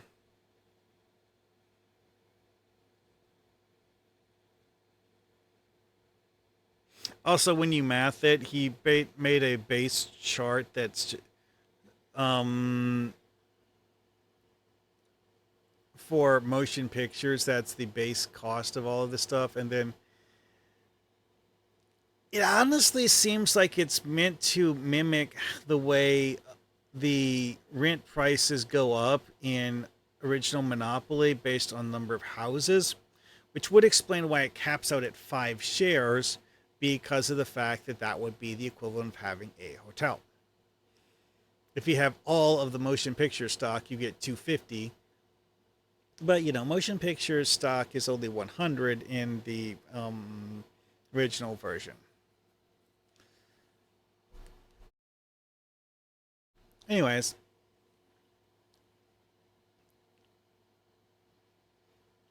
yeah.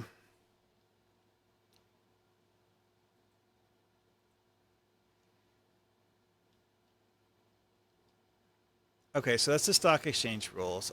Changes to the board. I made a new board. Enough of that.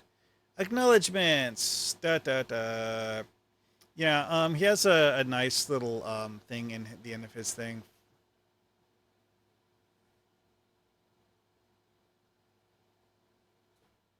and a references pages for like the Ultimate Monopoly stuff, Monopoly Stock Exchange, Super Add-on, Mega Monopoly, Monopoly Mega Edition, and the original Hasbro status. Okay, well that's the entirety of the original Monopoly or Ultimate Monopoly rules. Hmm. I think he actually left out certain things.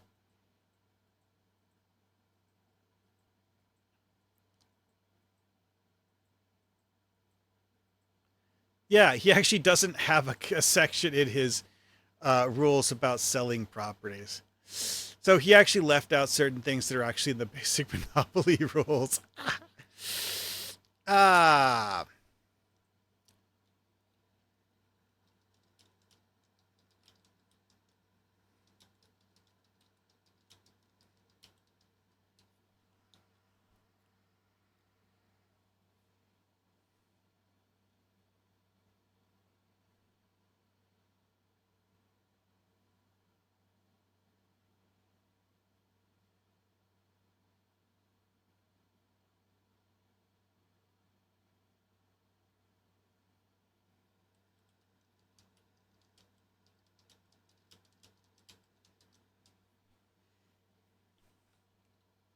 I want. Part of me wants to have a thing where each player has a limited number of houses, and the game ends when one player runs out of houses. Then you add up the total value of everything and find out if that player actually won or not. Hmm.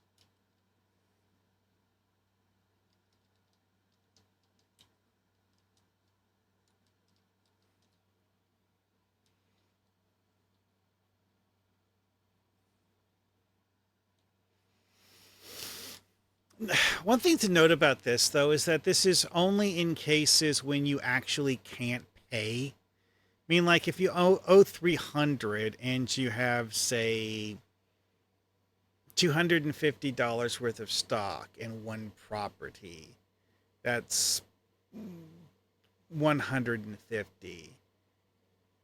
That's more than the 300 you owe. So, you're not bankrupt at that point. If, however, you owe 300 and all you have is left is two pieces of stock, which are put together worth less than 300, yeah, foreclosure time. All of your stuff goes to whoever. Notably, though, this is one of those things that a lot of people just kind of like give up when they realize that the amount of money they have left is when they realize that they have no income.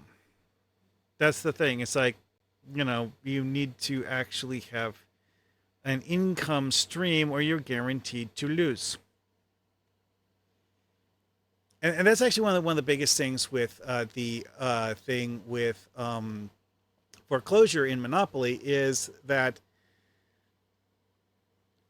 people hate it because of the fact that it means that whoever they were driven bankrupt by is going to now have the ability to um,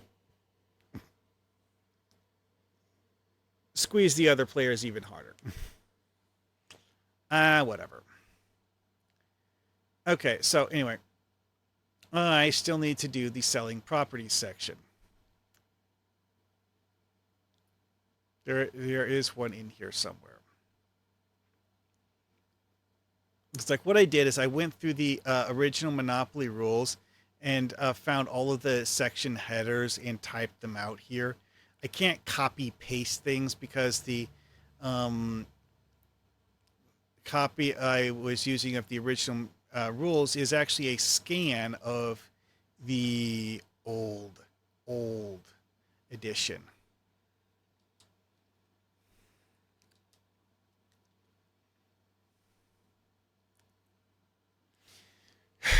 I do, however, feel the need to have like no third party sales during a player's turn because that kind of sidebar actually does make turns take a while.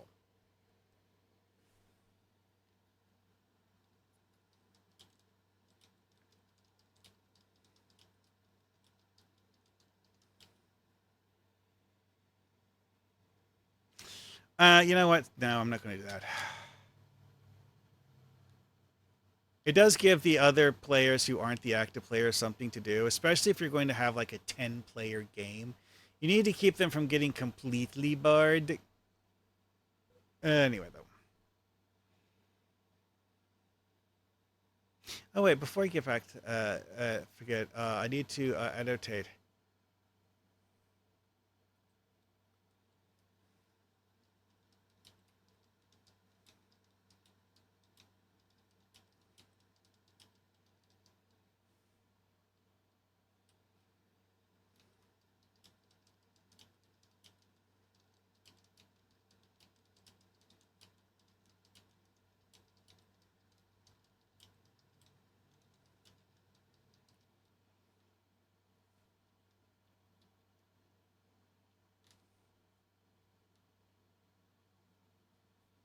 Yeah, that should be fun.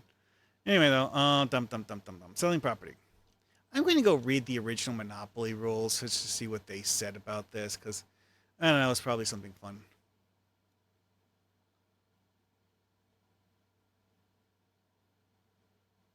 What page is that?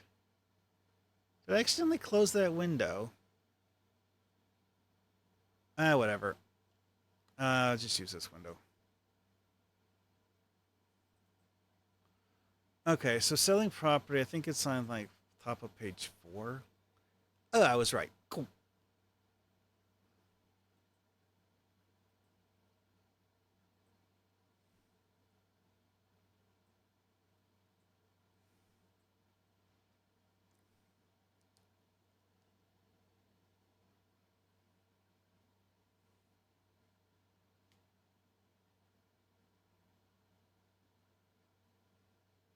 Hmm.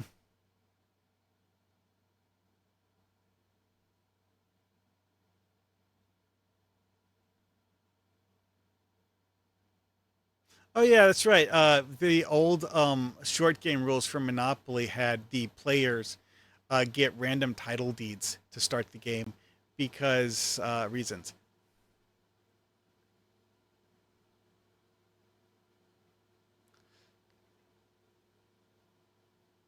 You know what? Hmm.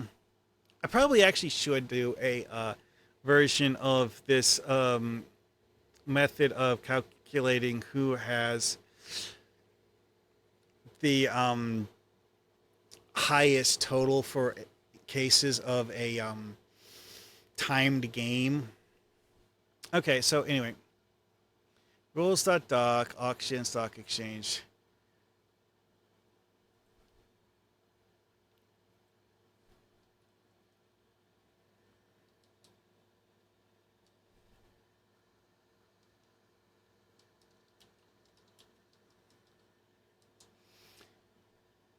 I didn't actually put this in originally, but probably should because this is how it. This is the part of the original Monopoly game rules that explains how to calculate the total amount of stuff a player has.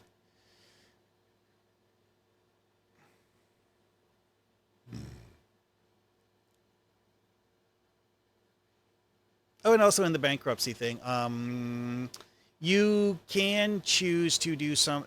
If you talk to the person you owe money to, and you owe $300, and the and you have a $150 stock, and the other player is willing to accept it as payment, that counts as long as the other player is willing to accept it as payment.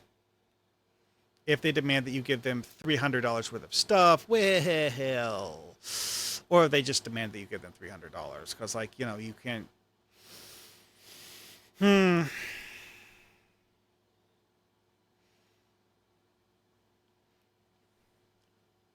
Because, like, selling stocks to a third party. Anyways, so, what does the original Monopoly rules say about?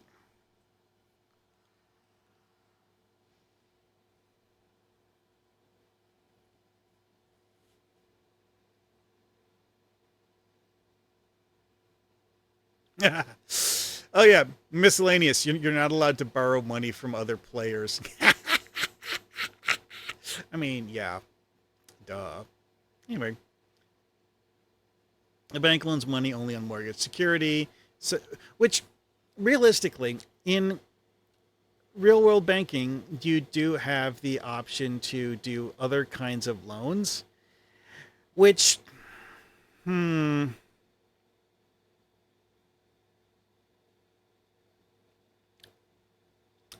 you could put in a mechanic where you basically get a something that's a get out of salary free card, so that the next time you would be the next however many times that you would get paid salary uh,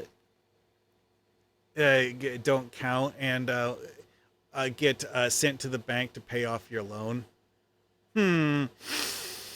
Hmm. Realistically, this is something that you wouldn't want to give players an infinite supply of. So, yeah.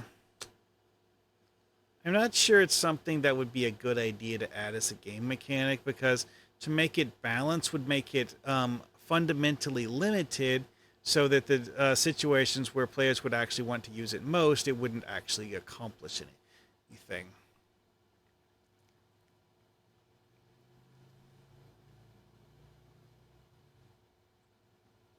Oh, wait, hold it. The original Monopoly rules say that if it's foreclosure, the bank auctions off their properties? Hmm.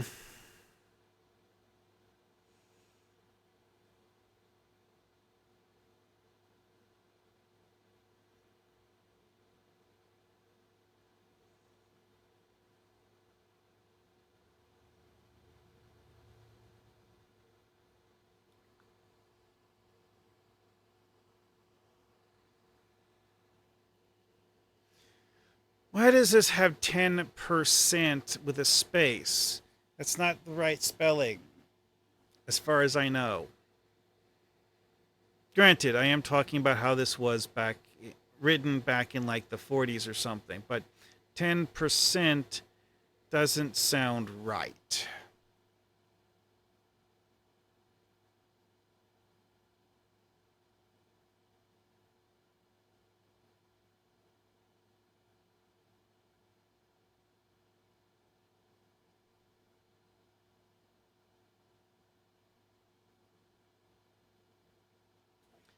Yeah, the original rules actually have a very weird thing about mortgages. It says that in order to rebuild a house on a mortgage property, the owner must pay the bank the amount of the mortgage plus the 10% interest charge and buy the house back from the bank at its full price. Here's the thing. Why not just say, you can't build on mortgage properties. You have to unmortgage the property before you can build on it again. Yeah. Again, oddly wordy and selling property. Okay, so the original Monopoly game rules. Undeveloped lots, railroads, and utilities, but not buildings, may be sold to any player as a private transaction for any amount that the owner can get. No lot, however, could be sold to another player if the buildings are standing on any lots of that color group. Any buildings so located must be sold back to the bank before the owner can sell any lot of that color group. Houses and hotels may be resold by players to the bank only, but this may be done at any time and the bank will pay half the price paid for them. Hotels cost the price of 5 houses and the bank will pay one half that price for them. Yeah, there's several things I'm going to change here. Like, see, the original Monopoly had the idea that only one player ever had the um, ability to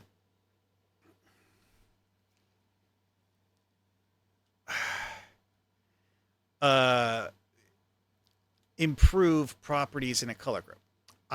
Because of the fact they changed that, the rules on selling properties to other players need to change to match it.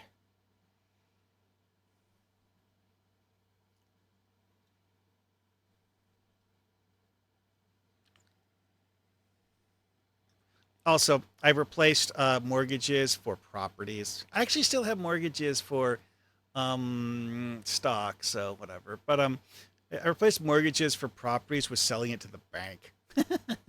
So I'm going to add that here. So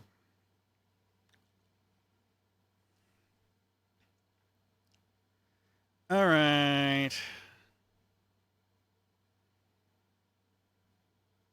Oh yeah, I'm going to open the notepad window because typing this in the notepad window is easier than typing it in the Word document.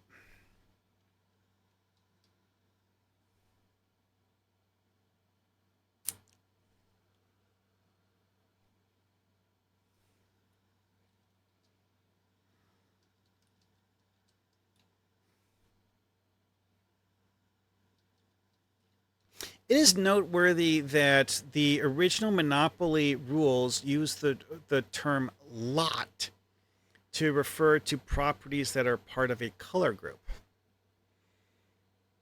Interesting, because like properties in general is lots, railroads, and utilities.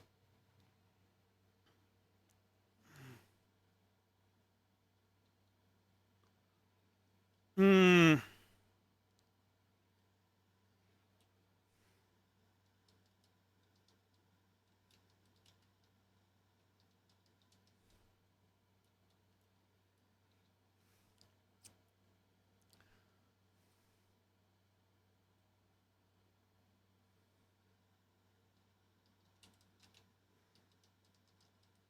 Yeah, the but not buildings thing still applies because the fact that you're not directly selling houses or um, cab stands or train depots to another player.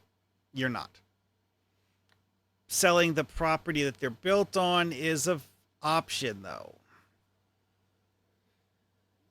You don't remember if the Ultimate Monopoly rules actually went over this. Mm, I'm going to say that yes, you can do that, but whatever. Because from a real world perspective, demolishing them doesn't make sense. Now, it is one of those things where players would have the option of, like, you're selling a cab stand to another player. Like, okay, I set the base value of cab stands to be 150. You pay another 150 to build the stand on the cab company, and so that's a total of 300 invested in it for your improved cab company. Okay, is the other player actually going to give you more than 400 for it? Yeah, I mean, if the other player is going to give you more than 400 for it, then, demolishing the cab stand before selling him the property would probably be unwise, because he would be unlikely to actually give you the entire 400 for it.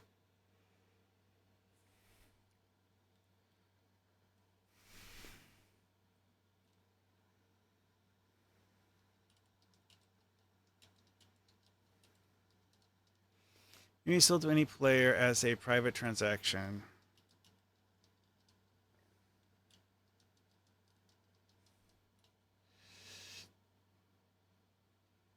For any amount that the owner can get.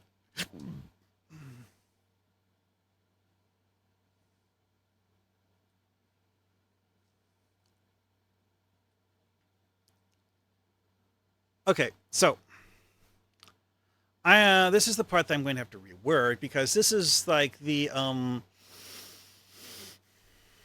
is the part that's like the big deal,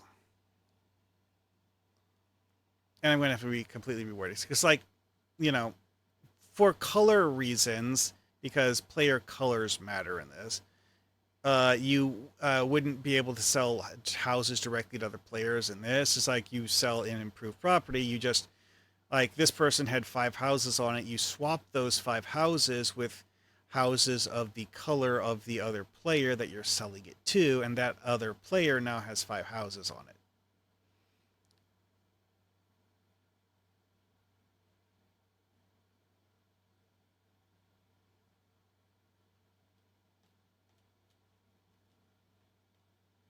Anyway, so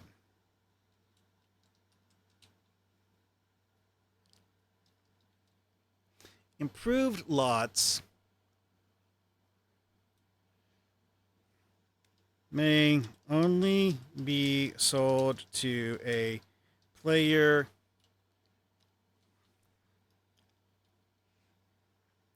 if that player either already has a majority stake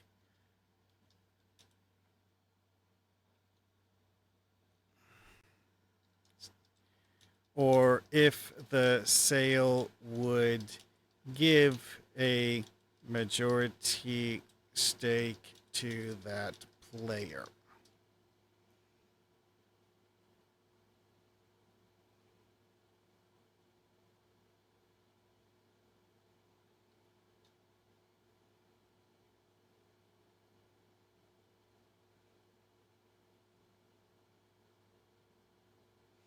Which, realistically, for the two property color groups, this more or less means that you never need to sell the houses on them when selling them to other players. You can if you want to be a dick, but you don't have to. And also, players would probably be willing to pay more for the improved version, anyways. So,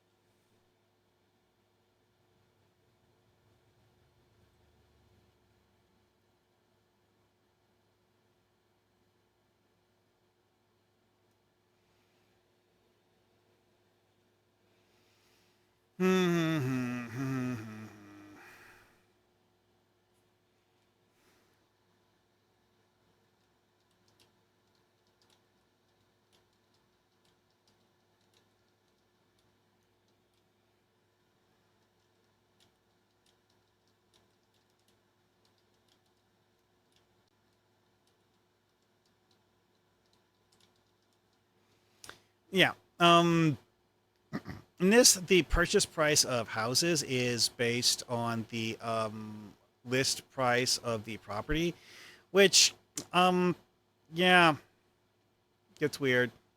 Also, I just realized that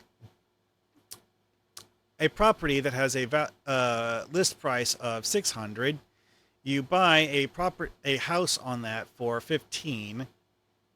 Yeah, I know. I effectively halved the price of houses because you need to have 10 to max it out in this one rather than only 5. And I decided that having the cost of houses would actually make sense in that regard. But yeah, that 15 price for the house, well, selling the house to the bank means that you get like 8 for it.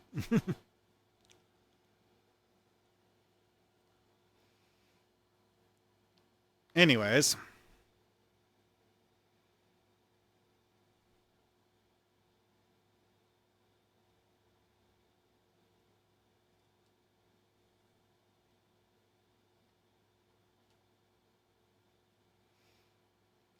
mm, yeah, there's a line in the original rules about hotels, which I don't actually have hotels in this, so nope.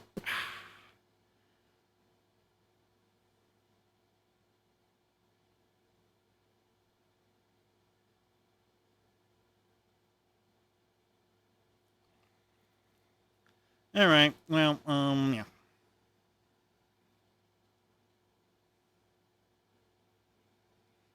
Donk.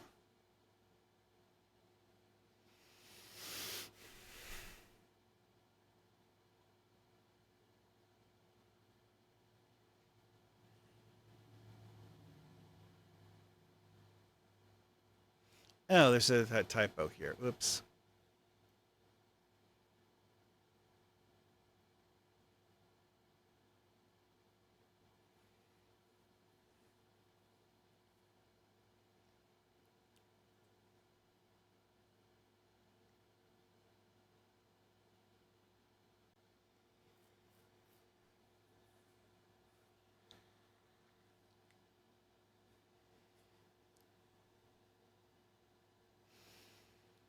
All right, well, I have now gone through the entire thing.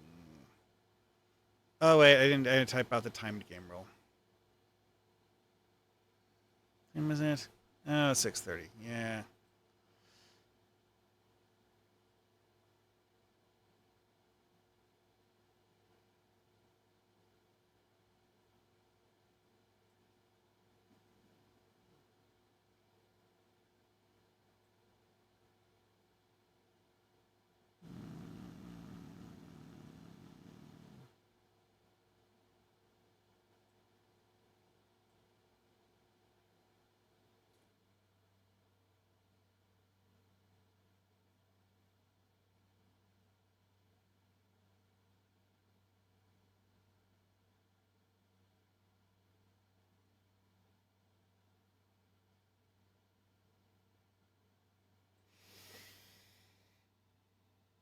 Hmm.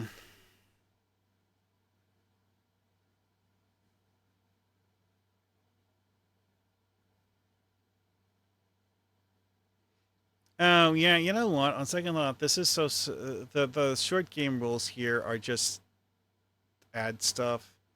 And I don't really feel like typing that out. Let's go ahead. All right. Well, I'm going to call this stream done for now.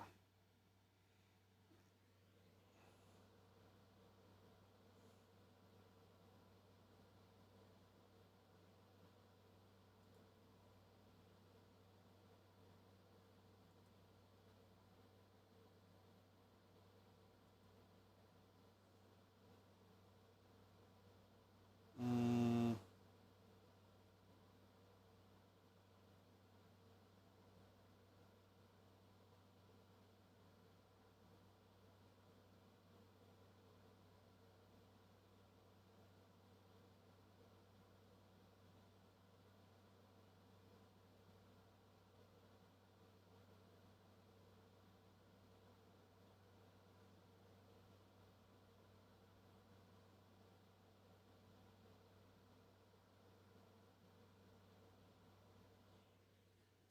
Destiny is actually streaming on Kick now? Really? Well, guess he, oh yeah, he got kicked off of the other platform, didn't he?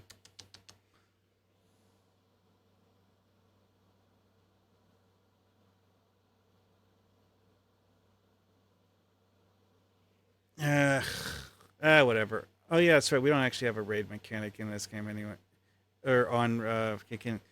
Hmm. Screw it. I'm just going to end the stream then. Alrighty then. Well, I will see you guys later.